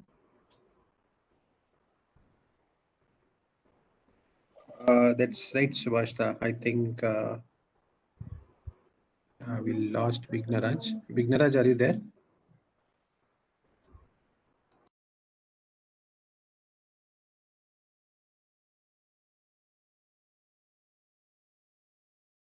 Yeah, let's wait for a minute. I think he has a network issue, perhaps. Sure, sure, sir. Yeah.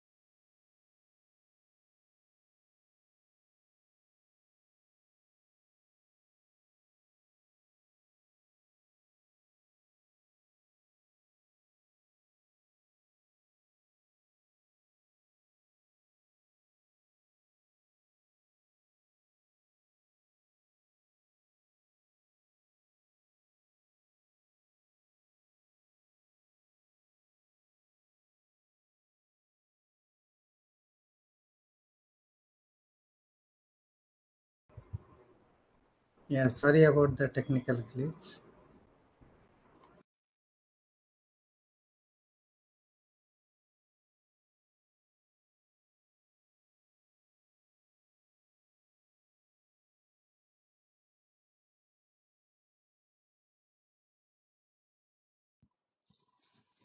Subhash, do you want me to reach him on his mobile on an alternate line?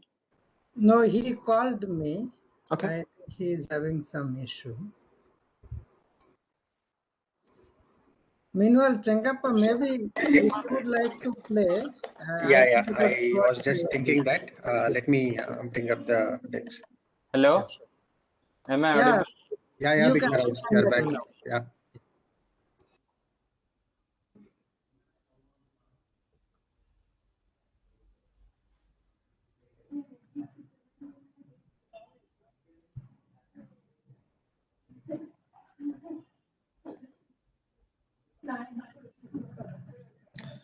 And privacy amplification, which makes use of plus culture.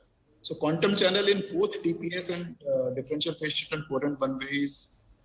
Are you able to see, listen? Yeah. I Yes, think yes. fast forward a bit. I think we were done with this one. Okay. Pass on the keys to the application which requires them. These are essentially the telecom equipments, and we'll be getting the keys from the Qkd, and those keys will be used for encrypting and decrypting the message. So that since the key itself is secure, we have just seen whatever gets encrypted through them and sent on this channel will remain secure, because eavesdropper will not have access to the keys, and the keys will periodically change at both ends. So now this is a standardized interface. We have HC standard already available for how to pass on the key from Qkd to the application which requires them. And so it doesn't really matter whether we are implementing Qkd through BB84 or differential phase shift or coherent one-way or any other protocol, because the application does not really care about that, and the keys are available through a standardized interface.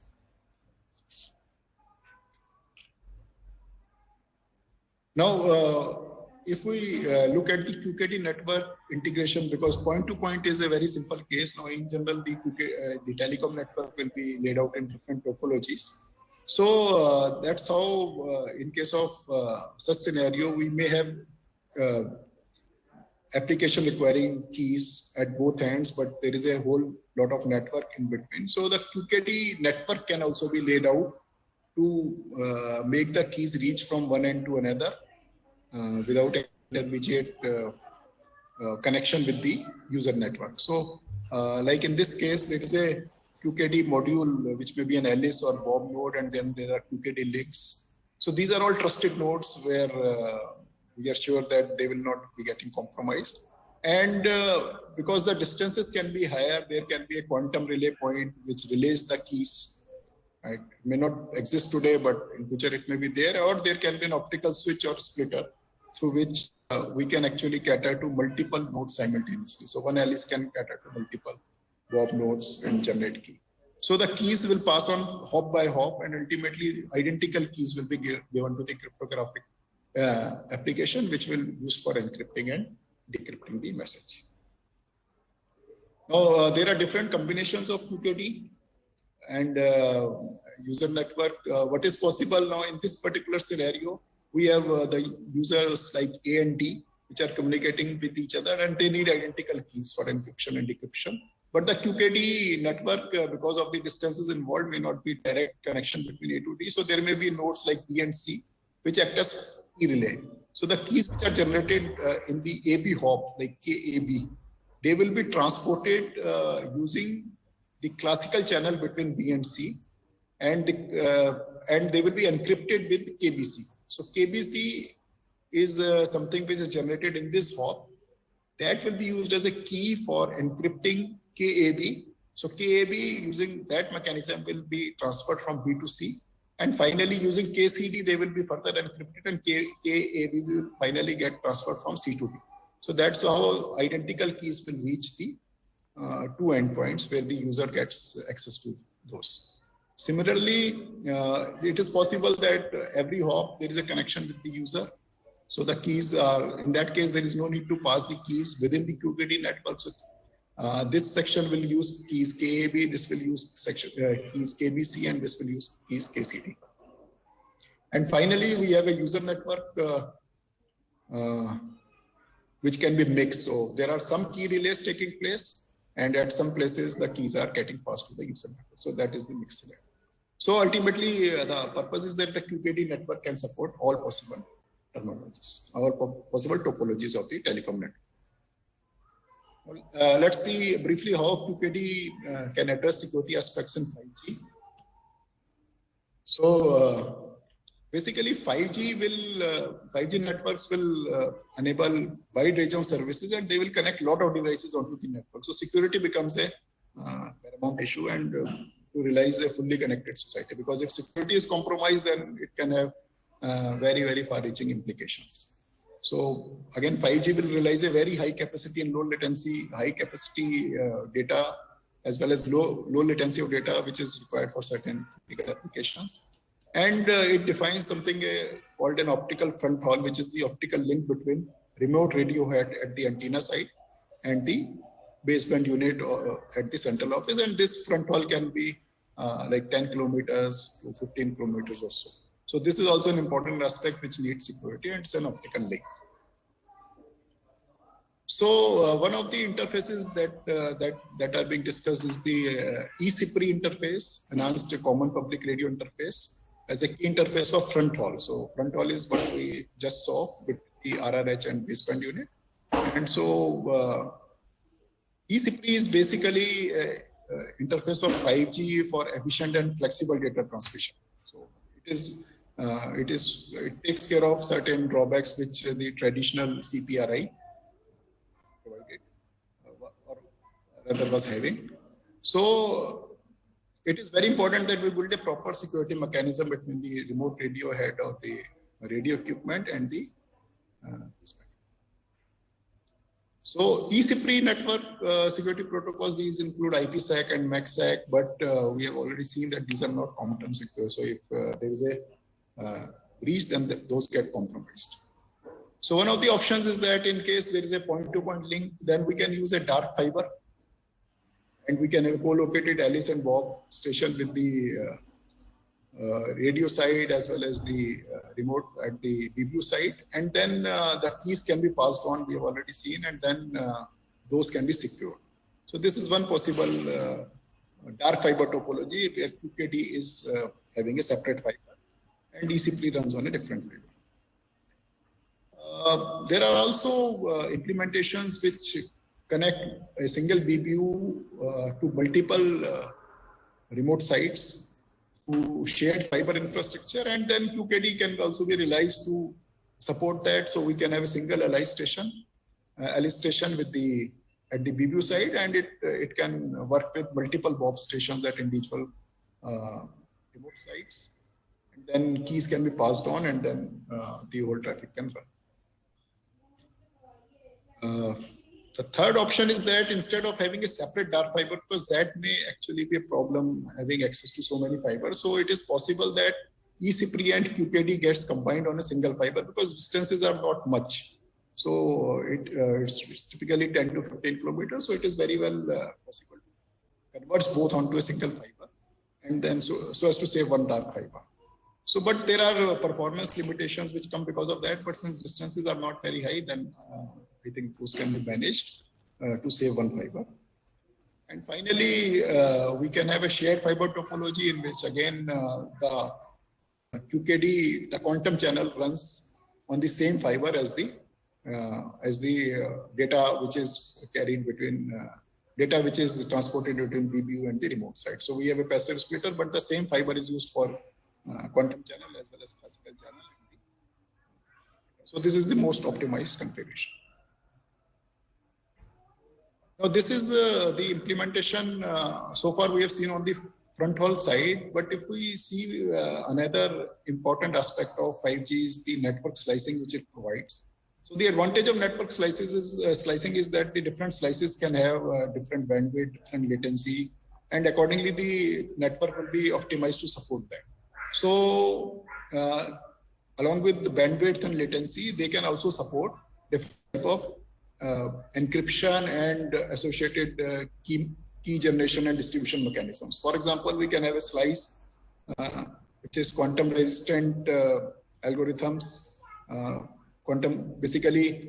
which can support AES with any quantum resistance algorithm. When we PQC, post quantum cryptography or anything else, we can have a AES, ASC advanced encryption standard along which uses the keys generated by Qkd. So once Qkd, AES, and other slices quantum resistance algorithms with AES, it can be a traditional Diffie-Hellman, which is not quantum resistant advanced encryption. So, and there can be slice where there is no encryption. So that is the advantage that is provided by the 5G from the network slicing perspective. So we can have, depending on the requirement, we can adjust the slices. So that is all I plan to cover. Now, just to briefly summarize. So basically the security of data that is being transported by telecom network is under threat by rapid advancements in area of computing. We saw some details of that. A lot of data which is being transported needs to be kept secure for a number of years. It can be very easily stored and decrypted later. So that's something which should be avoided. So we also saw about Moscow's inequality, and which is believed to be already breached in 2017. 5G will further aggravate the security problem because large number of devices will get connected to the network, each with their varying requirement. Industry automation will also take a big leap. So all these requires foolproof security. And Qkd addresses the security issue and provides information theoretic security. Thank you very much.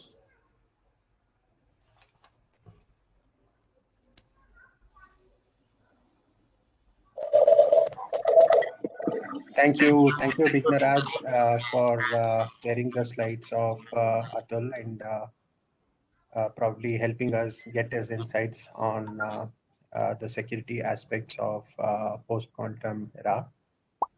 We also have with us Mr.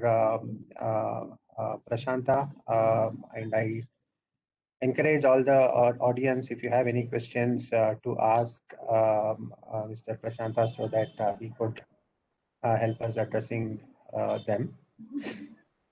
And also, before we go over to the next session, I would request all the participants to turn on your video feed so that we can quickly have a group snap for our record.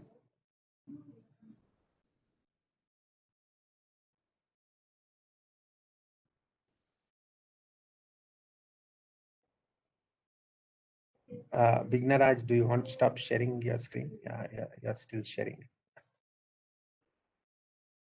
Yeah, thank you.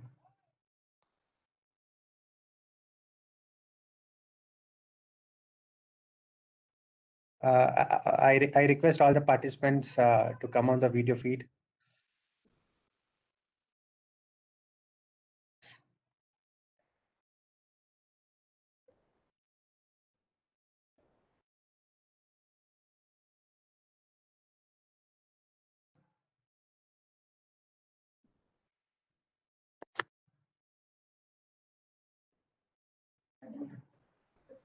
Sengappa, have you taken the step?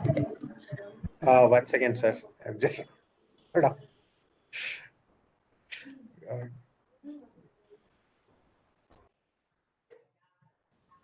Yes, we are done. Thank you all.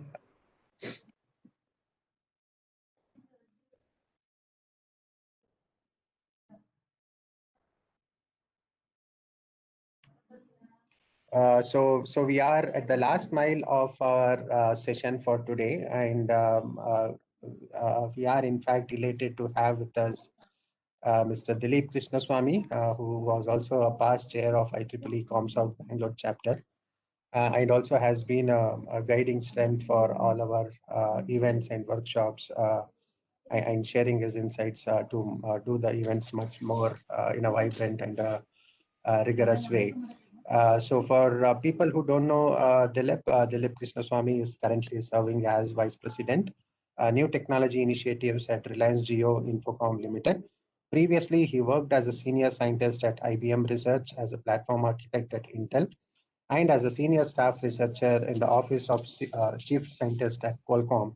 He has a PhD in electrical engineering from University of Illinois at Urbana. He is an inventor of 61 granted US patents and has 70 plus publications to his credit. His research interests include distributed information processing, distributed function virtualization, distributed resource management, blockchain technology, edge services, NFV-SDN, NB-IoT, AI/ML, and 5G architectures and systems. Sir, over to you.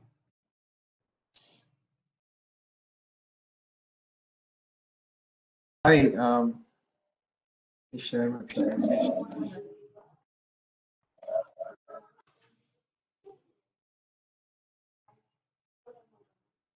Can you see the deck? Yes, sir. Probably you want to go to the slideshow mode. I'm going there. Okay. All good, sir. Okay. Yeah, I wanted to cover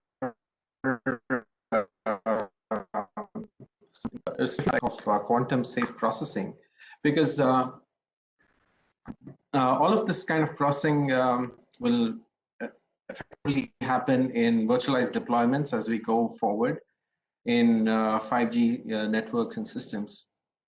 And you'll basically need to have virtual network functions that take on these tasks and guarantee that data is secure. And some tasks may be just validating a digital signature, and you could essentially execute that concurrently. You could have a lot of threads coming in.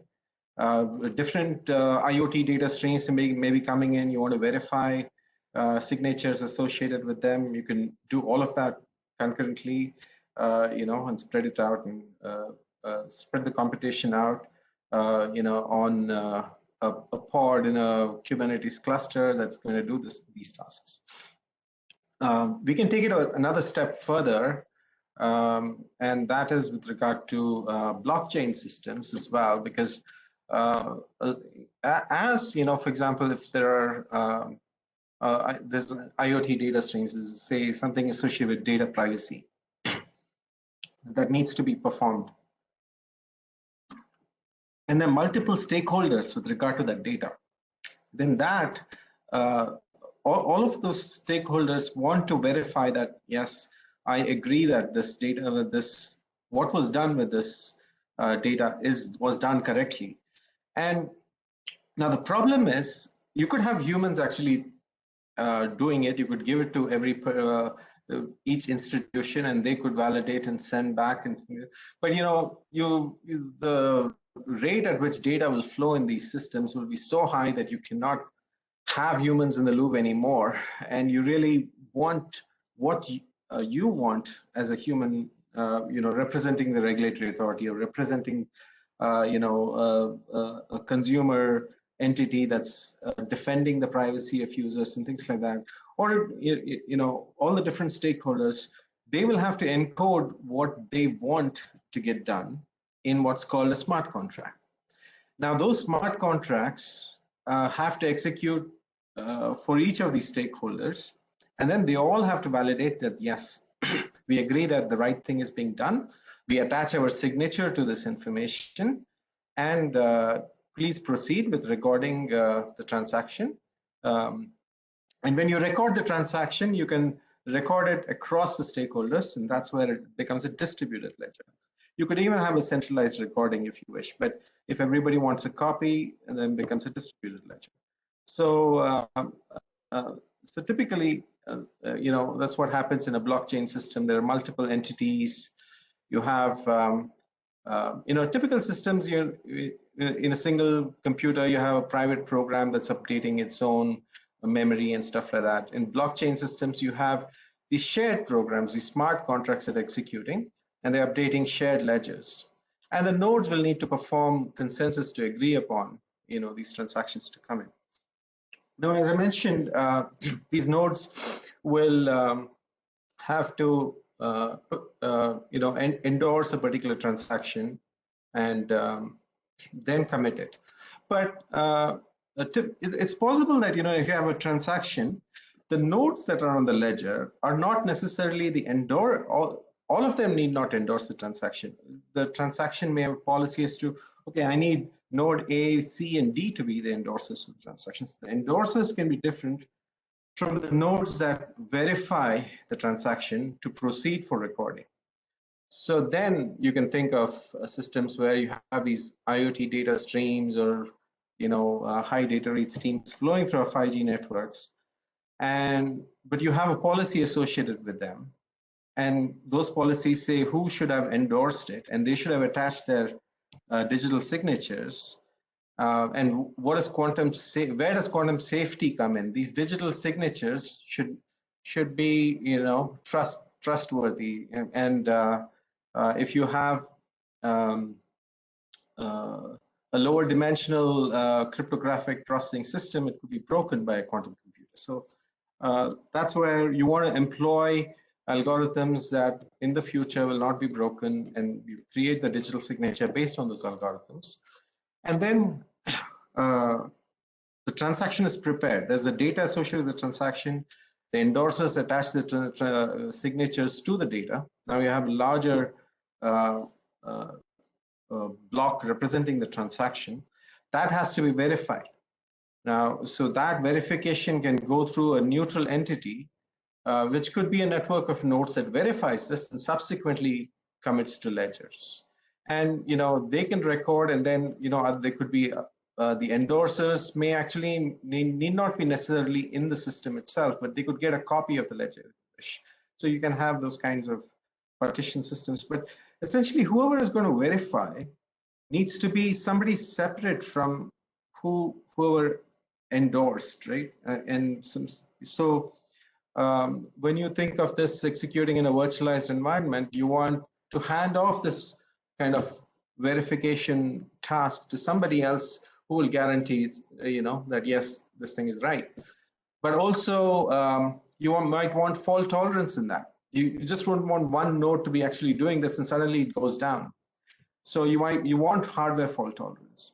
You may also want to avoid maliciousness, that this particular node that's verifying these transactions in your system is not the only one doing it. And if it starts doing malicious verification and starts saying, yes, this is good and that is bad, or, and it's giving the wrong results, then you want to protect your system against that. So you want to have fault tolerance for two reasons. One is for hardware software failures, or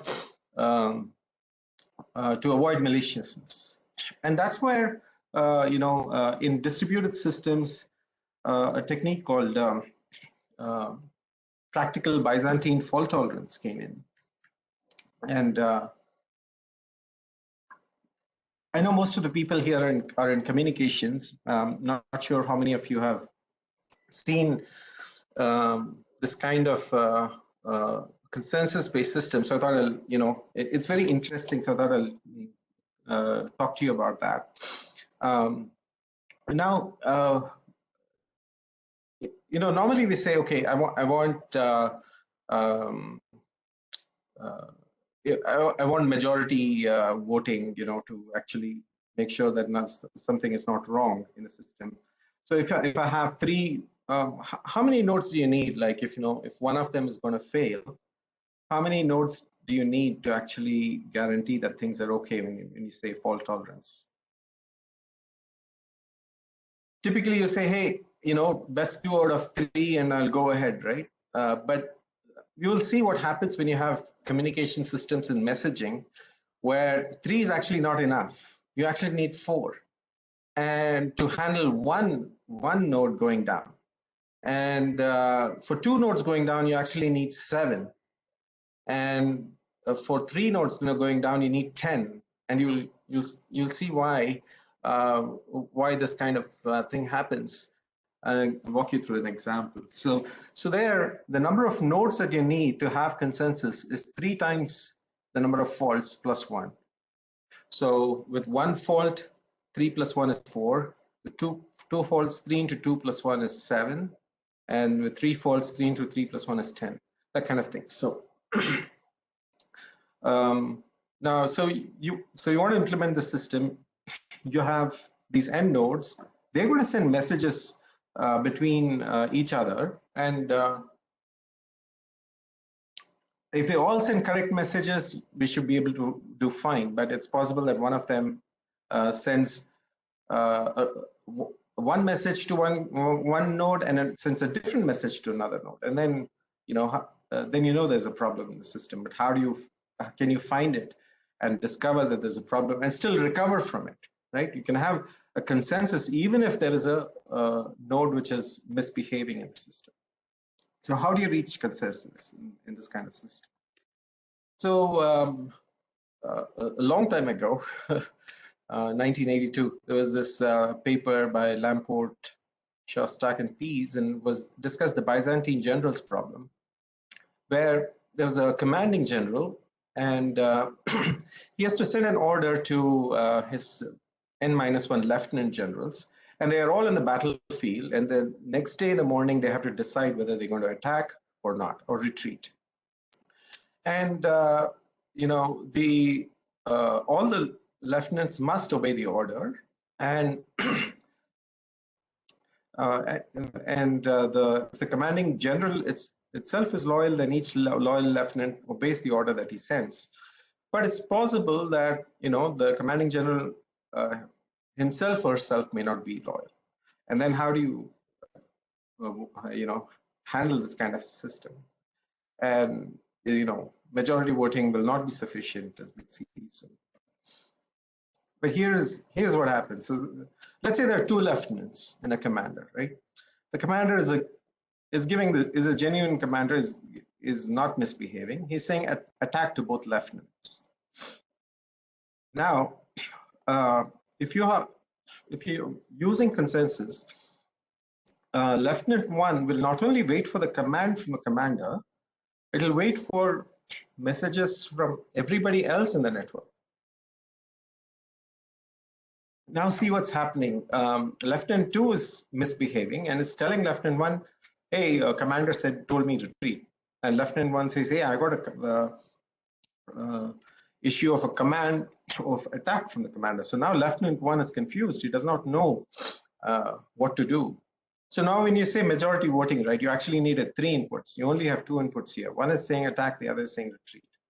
Now, if you had a system where Lieutenant 1 would give more weightage to the commander than Lieutenant 2, then I think Lieutenant 2, could proceed.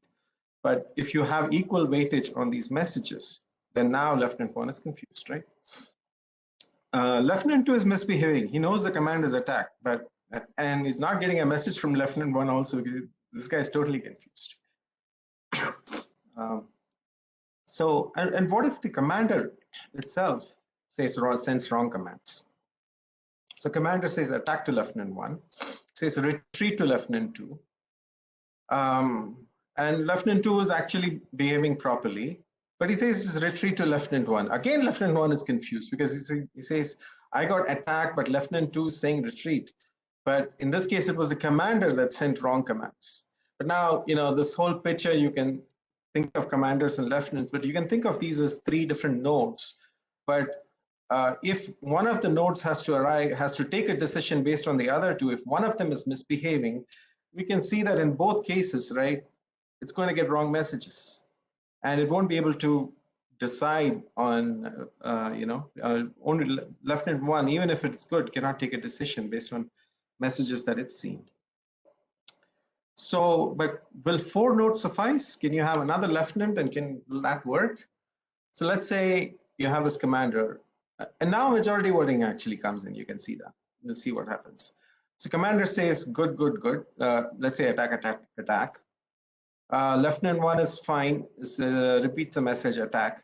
Lieutenant 2 is listening to everybody. The commander sent attack. Lieutenant 1 sent attack. Lieutenant 3 is misbehaving, sending retreat to Lieutenant 2, but Lieutenant 2 says, hey, I got 2 messages that sent attack. I'm going to go. I know that the answer is attack, right? So now the majority of attack v comma x, there are two v's and one x coming into left-hand 2. It's going to select, it's going to pick the right decision. So with 4 nodes, what happens is there will be 2 good messages and 1 wrong message, so that majority voting at any of the nodes will actually result in the correct answer.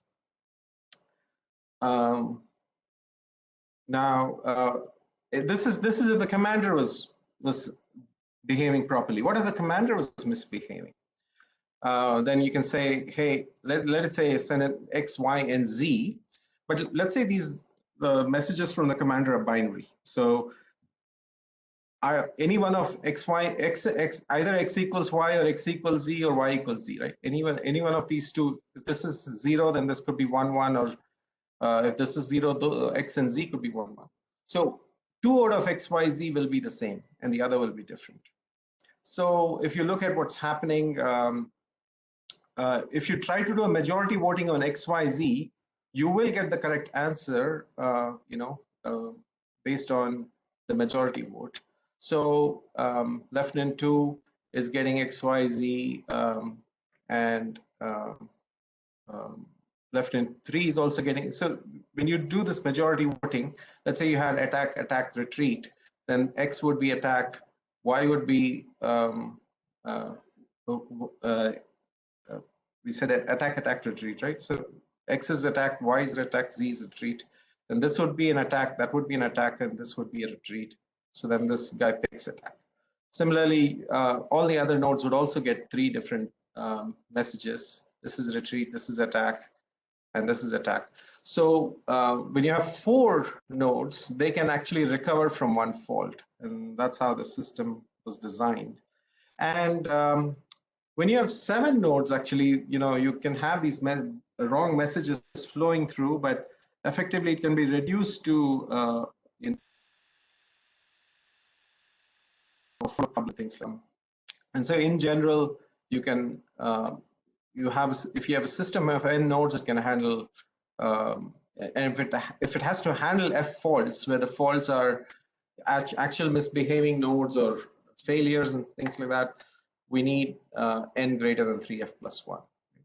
And the proof that you need at least this much is by contradiction in the paper, if you look at it.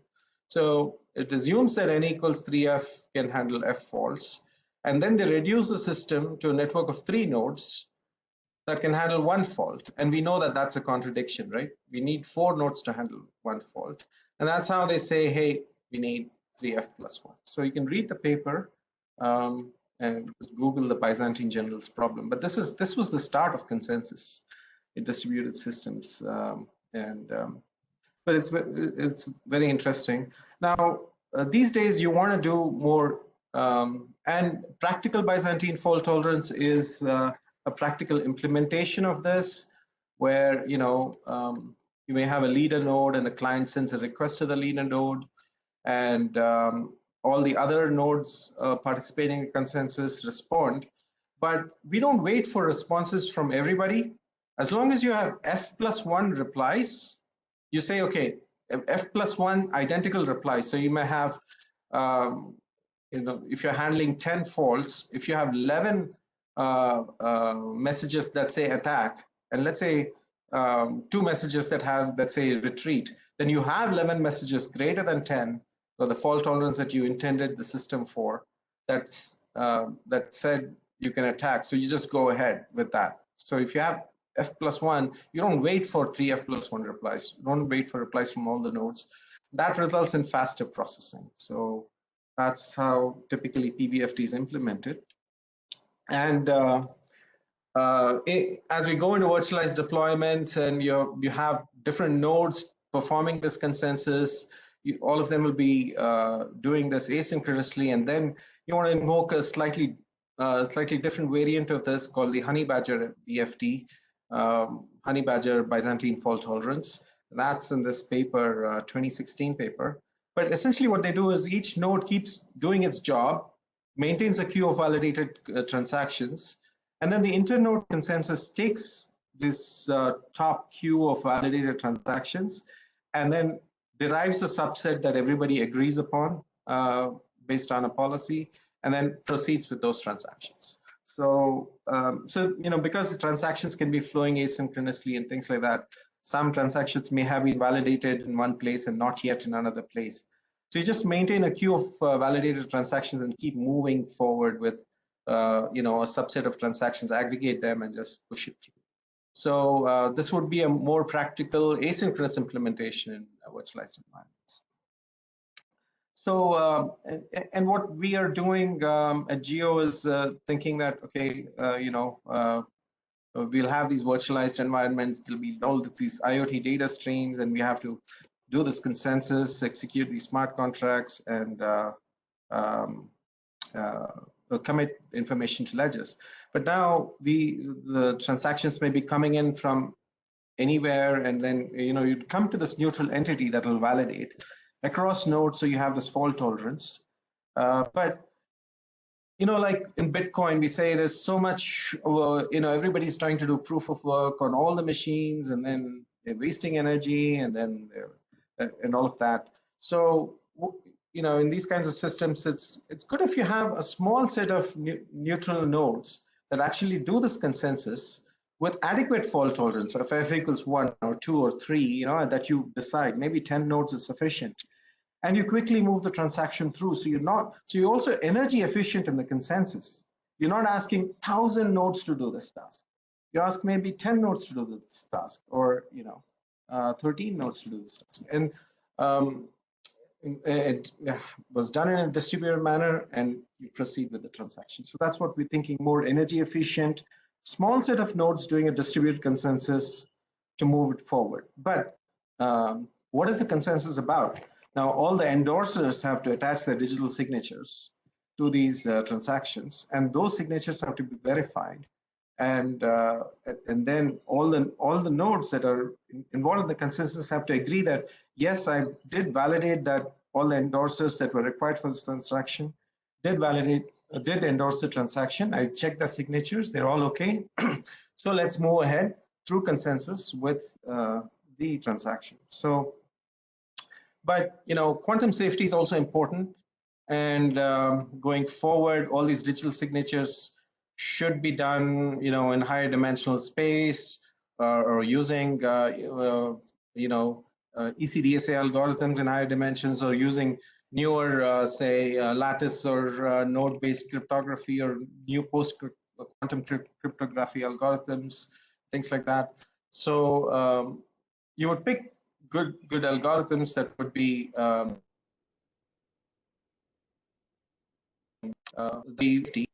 and then you would perform this consensus task.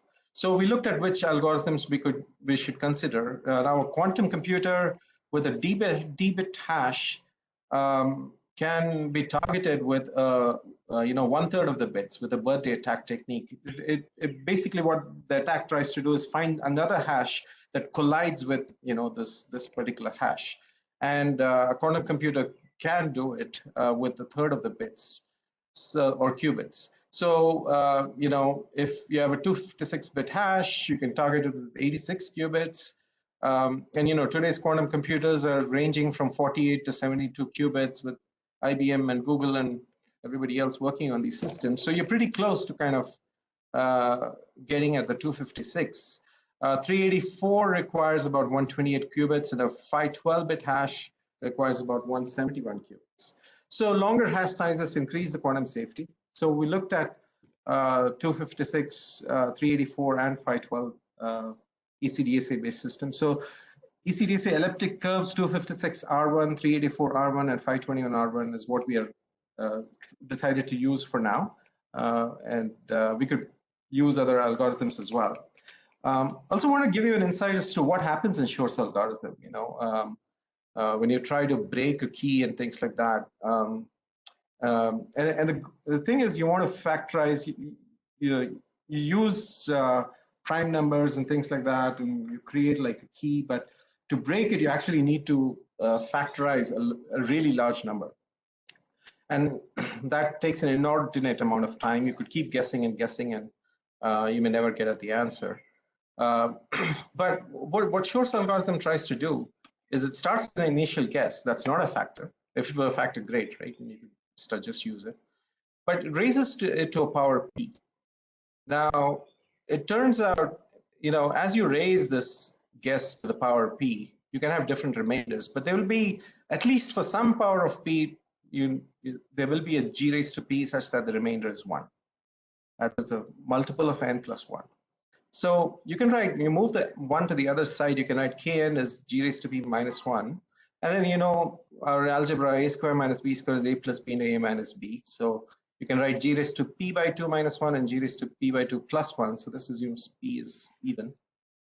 Say, and so now you can consider either g raised to p minus 2 minus 1 or plus 1 as possible factors for n. And then, so it turns out you try to do this, it's likely that,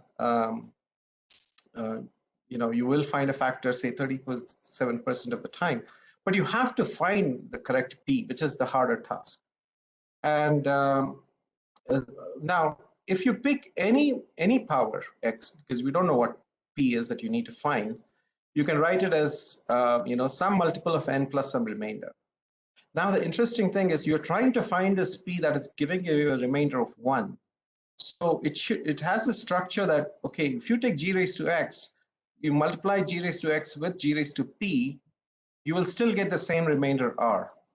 So you get g raised to x plus p is g raised to x into g raised to p is m1 n plus r into kn plus 1. So then this r continues, right? And some multiple of n plus 1. So when you do quantum processing, what you're doing is initially you're in a superposition of states with all possible solutions.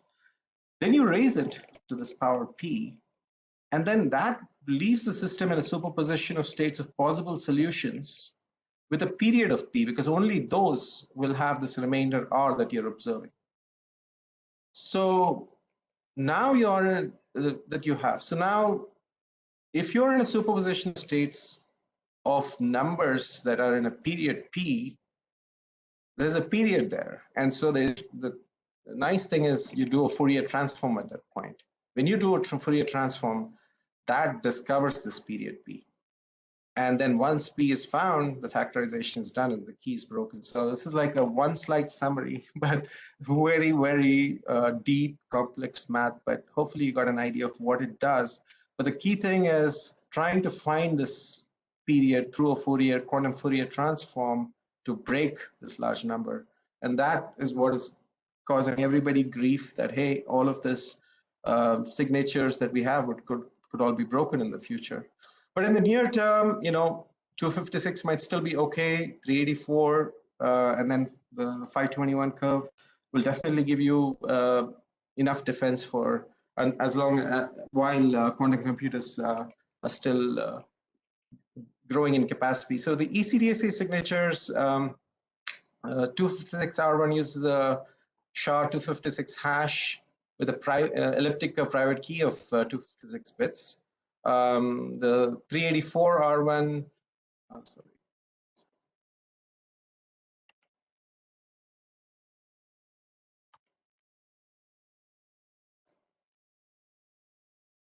Yeah, 384 has a private key size of 384 bits. 521R1 has a 512 hash elliptic curve key of size 521 bits.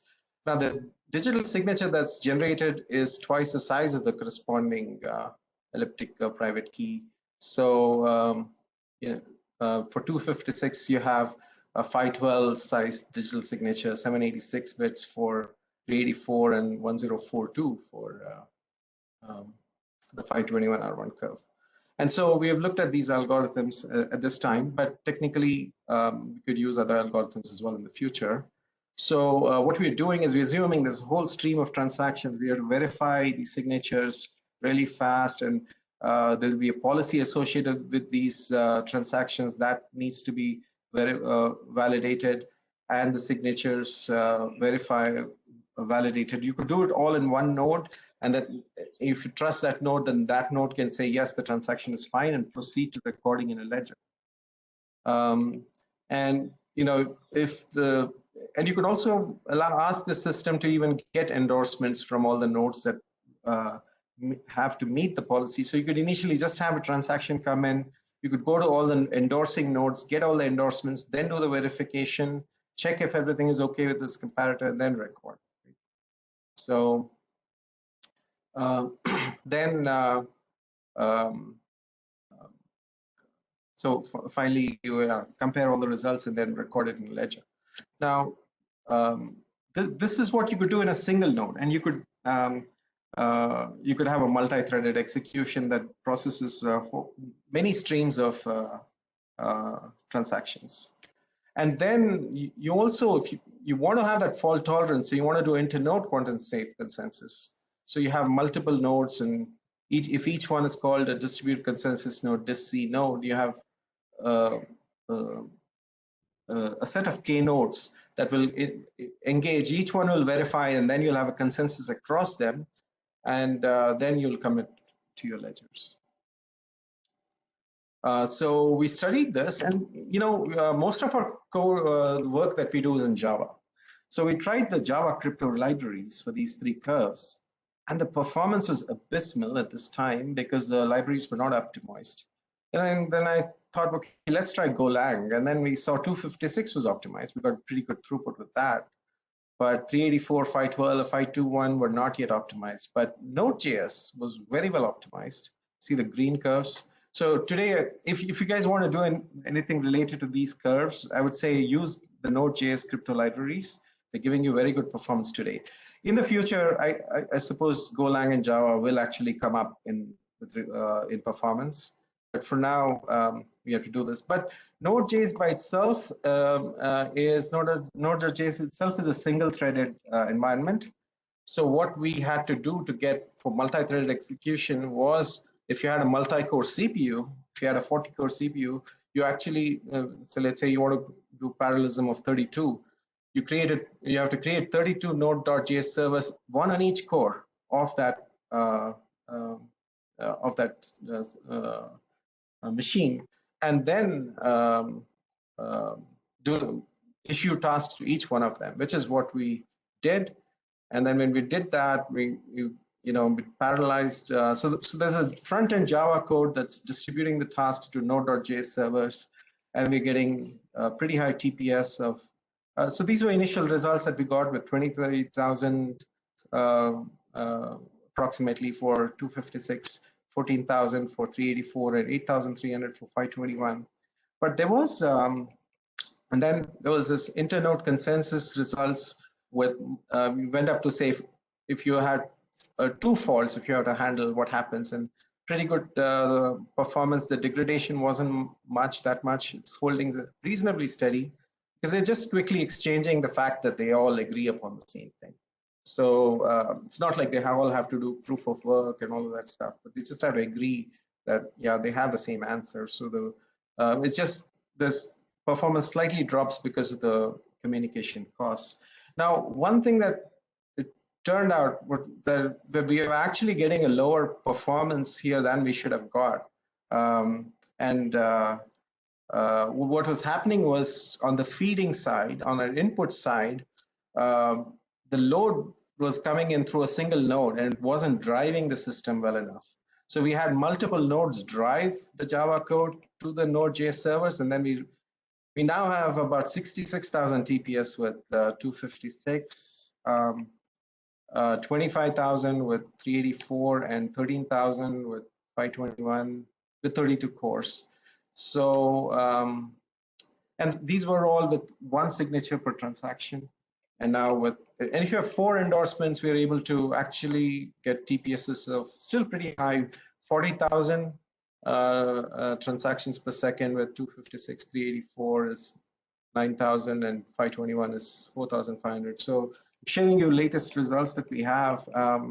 And if anybody wants to do this, you want to replicate, let's say, try to build this with Node.js now servers, and maybe Java Golang will help you in the future.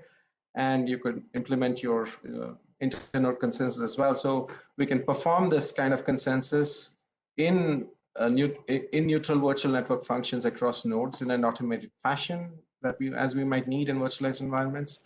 You'd want to do multi-threaded execution on each node and execute asynchronous internode consensus across the nodes. And you can also do this intranode validation concurrently. While you're doing consensus, you're also doing validation internally, because there are many cores, right? So you're exchanging information across nodes. You're also validating within the node. So that's a recent work that we have done. Just wanted to share it with you. So thank you.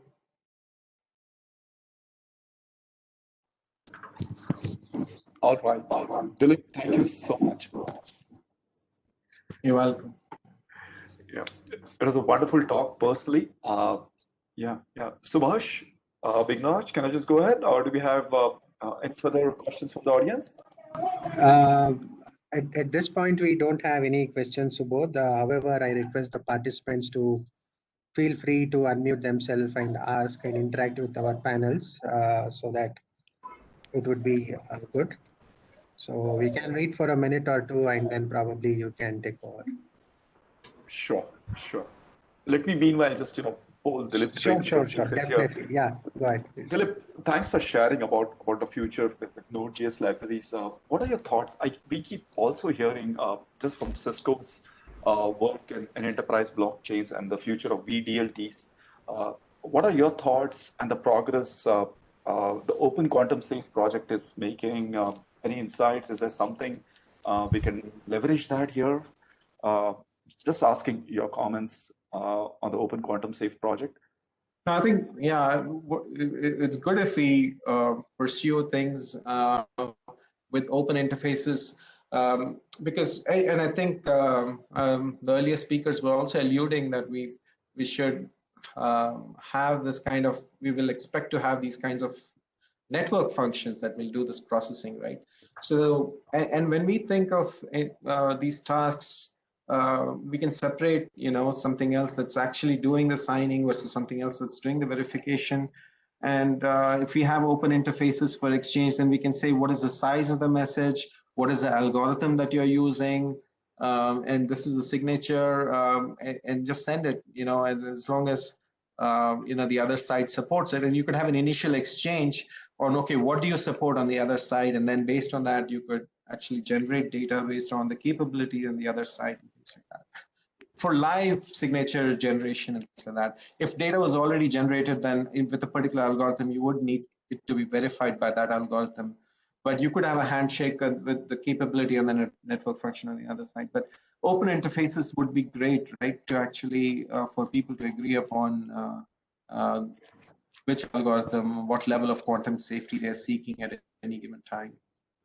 Yeah, absolutely. Thank you so much for sharing that insight. Personally, it's remarkably, I would say, encouraging and heartening to see the effort by Geo and your team for the VDLT network you shared in the future forays.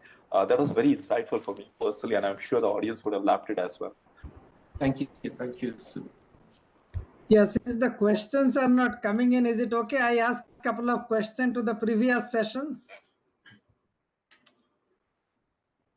Absolutely, sir. Please go ahead. So my first question to Prashant. Prashant, you talked about the quantum safe cryptographic algorithms. Have you done some analysis on the computational complexities involved? And if you had to implement that at the endpoint and at a central node, what would be the compute requirements and what would be the implication on the power consumption because of that? Yes, Subhash, very good question. So actually, my understanding is that as such, those quantum algorithms which attack the cryptography, they need actually a lot of computational.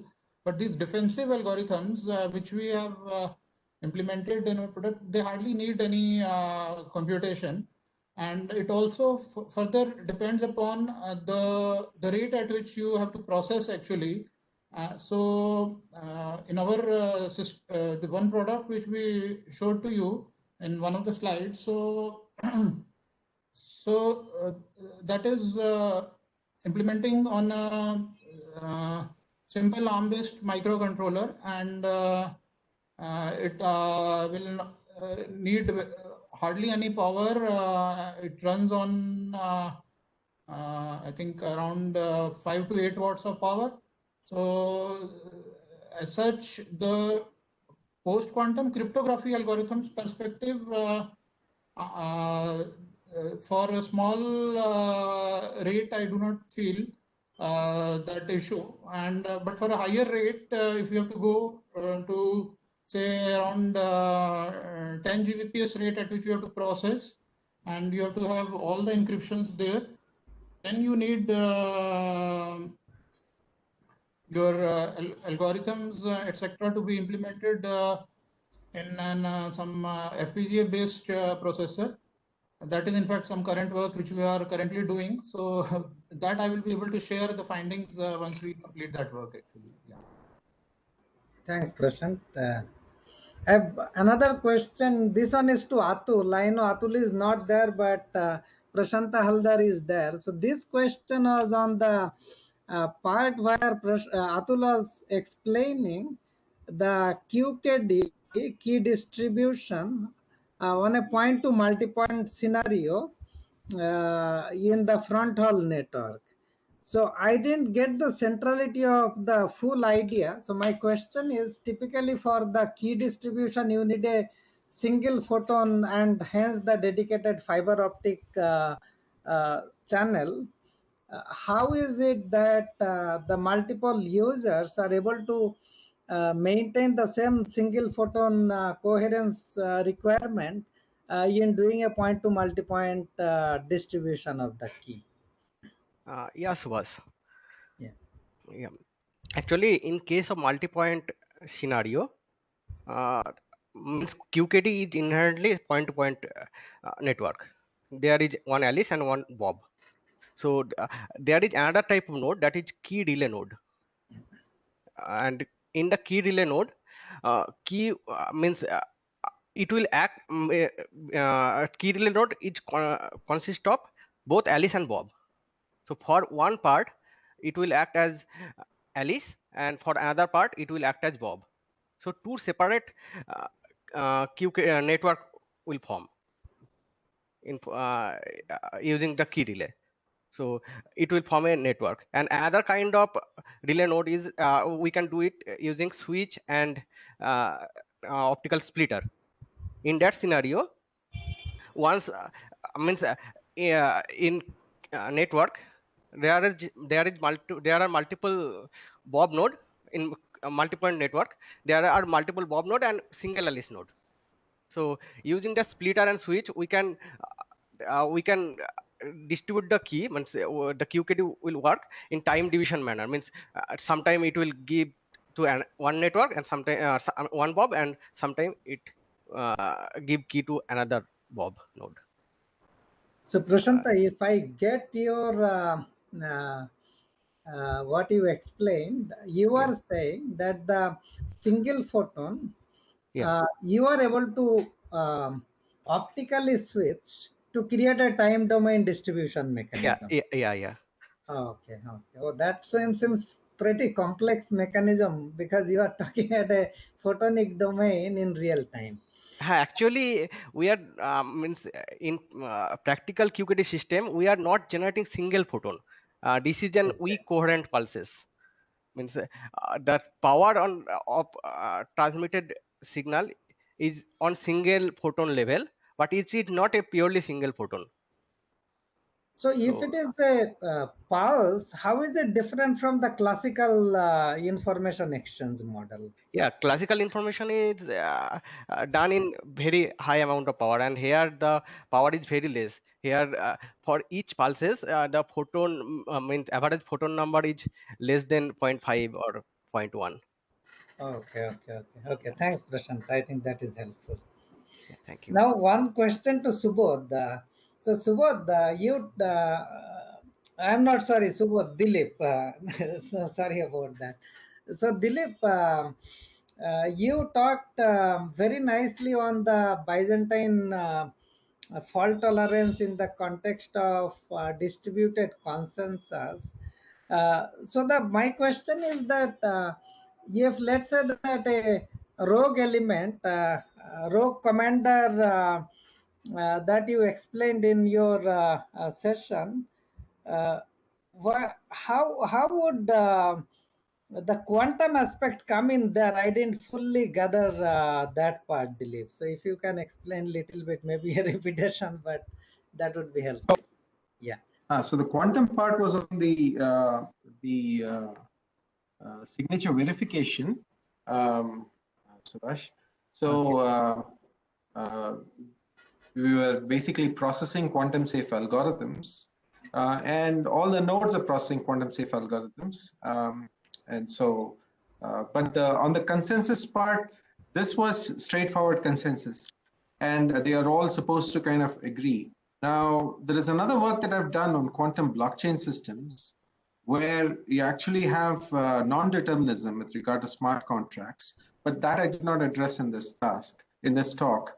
But that can be very interesting in terms of how do you do consensus with non-determinism because of probabilistic execution, probabilistic quantum execution at each node. But I didn't cover that angle here. Okay, yeah. Thanks, Dilip. That's a possibility, and that's a very interesting research problem as well. Right.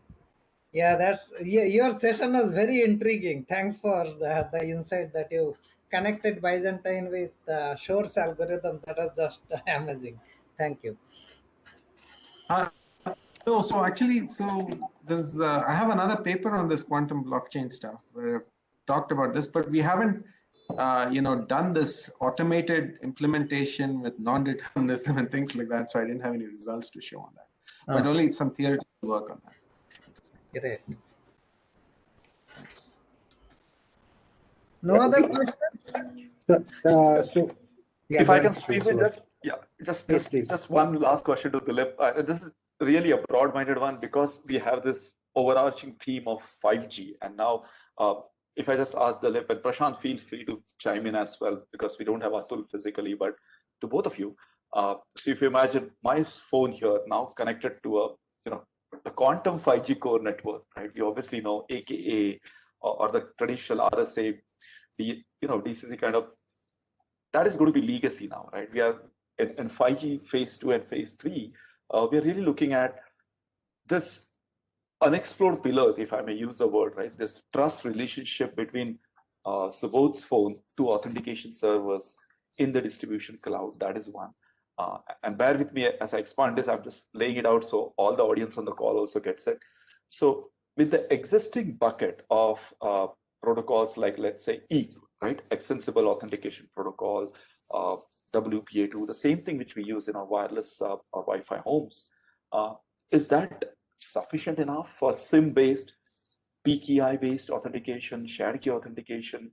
Or do you see this, if I ask both of you experts, do you see like a gradual migration from this legacy trust-based model to this, future advent quantum-based roaming style mechanisms for our subscribers of 5G, maybe 3 years from now, if I ask you to take the lens?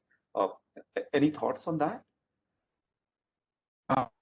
So I'll just take a quick take and we can ask Prashanta's views. But my feeling is, at least in the near term, using something like Qkd is going to be expensive. It's not easy to use as of now. So something that you really require a high degree of security, maybe you will execute that kind of a protocol. And so yes, the protocols would change because of the exchange mechanisms that would be involved. But I mean, we may not be able to use it for every single user that's authenticating all of the time, at least in the near term, I think, because it's so difficult to bring these photons together and entangle them or whatever it is and all of that, right? So maybe very highly secure stuff, maybe in the defense sector and things like that, some war messages, maybe you want to use that there. So those maybe use over cases time will be find a way. really special. Yeah. And for the other stuff, I think as long as you're doing the reasonably high dimensional processing, I think traditional quantum computers will find it hard to break it. And you're only, as Prashant was saying, the defense part of it is just operating in this higher dimensional space, but you're not trying to find the answer. You're not trying to do the factorization the quantum computer is trying to do. You're just encrypting in this higher dimensional space, so you hope that the quantum computer won't break you. So most of the stuff that we do should be fine in that kind of realm. Yeah, and let Prashant comment. Thanks. Sure. Thank you, Dilip. Prashant, very eager to hear your comments too. Yeah, thanks both for that question. So definitely for the defense users, it is important that where you want that no vulnerabilities should be there. But it is also important that we actually do a careful study of the complete 3GPP architecture, because at 3-4 places I have pointed out in my slides that these vulnerabilities are very clearly there and the impact of that. But actually, a very detailed study is required to completely list at all places and the impact of each and all scenarios. Because these quantum computers with sufficiently strong capacity are now going to be very, in another 3 to 5 years, probably it will be there. And as I also mentioned in my slides, that there may be some secret projects which we don't know about or what is happening there actually. So therefore, in my view, it is important that the detailed study is essentially carried out to understand where all these vulnerabilities are, and specifically case by case decide how to handle each and every case. And definitely for where scenarios where more security is required, for example, defense and strategic users, a separate action plan is required. So that is my take on it. Thank you. Sure. And I'm just going to take the liberty of voicing Subhash has a question. I'm just saying it on his behalf to both of you. Is there an enhanced version of the Diffie-Hellman for the key distribution on classic channel, right? And I also am going to chime in. We know PQC does not have the same building blocks as traditional PKI. So if there is no Diffie-Hellman for key agreement in PQC, what are the other approaches which come to your mind? If any of you can shed light on that. There are different other protocols which I mentioned. For example, in the lattice-based cryptography, those candidates are actually trying to create the two set of keys on both Alice and Bob's side. So they're solving that problem only. So for example, there's a protocol called Crystal Skyber. Then there's a protocol called NTRU. So the 4 protocols which I mentioned are in the list. So these are the sort of protocols. Now all the vulnerabilities associated with these protocols are still being tested and verified, and a lot of the debate and discussion on those NIST round 3 candidates is going on. So we hope that another 1 to 2 years at least shall be further shortened out, because as of now there are 4 or 5 candidates in round 3, and plus there are certain other also candidates in an alternate list.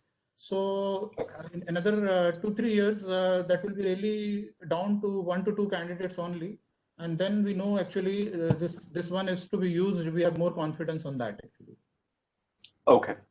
Great, Prashant. And if you may add, and correct me if I'm wrong, NTRU is now an established IEEE standard 2, right? And an ANSI standard 2, the present version. NTRU has been an IEEE standard for some time.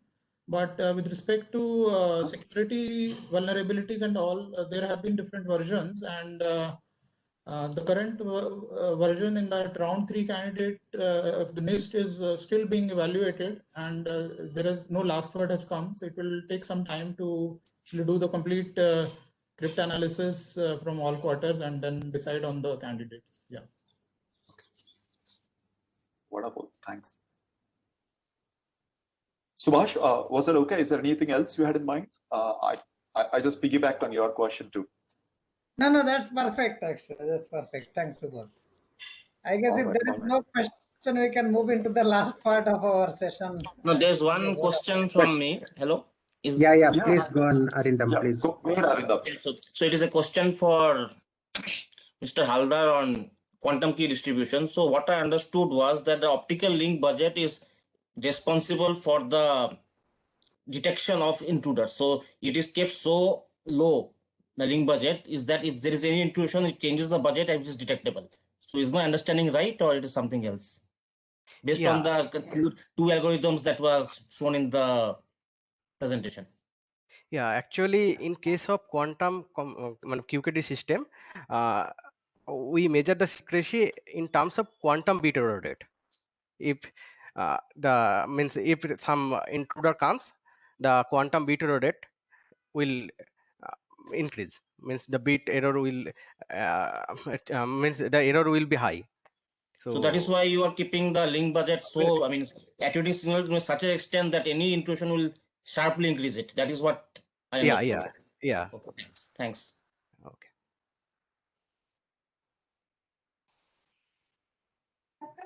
We see no more questions. I think we have covered almost all of them. So Subodh, over to you for vote of thanks. Sure, Bigmaraj. Yeah, I think we had a very interesting, insightful sessions, I may say so, right? Personally, not just me, but I think everyone in the IEEE COMSOC team and all of our 50 plus audience here enjoyed this. So I'm just going to squeeze in a general vote of thanks on behalf of everyone. We thank you for your insights, Dilip, Atul, Prashant, for taking out the time. Atul, although you were not here, I think the clarity and the intent with which you recorded it was very lucid for me, especially around the SIPRI models. So thank you for that. Dilip and Prashant, thank you so much for being patiently answering all our questions. I think we went all across the board because I think these are two worlds we're looking at, 5G and PQC. And I realize there's a lot of churn in the cycles too. There's a lot of churn which is going to happen for enterprise blockchains.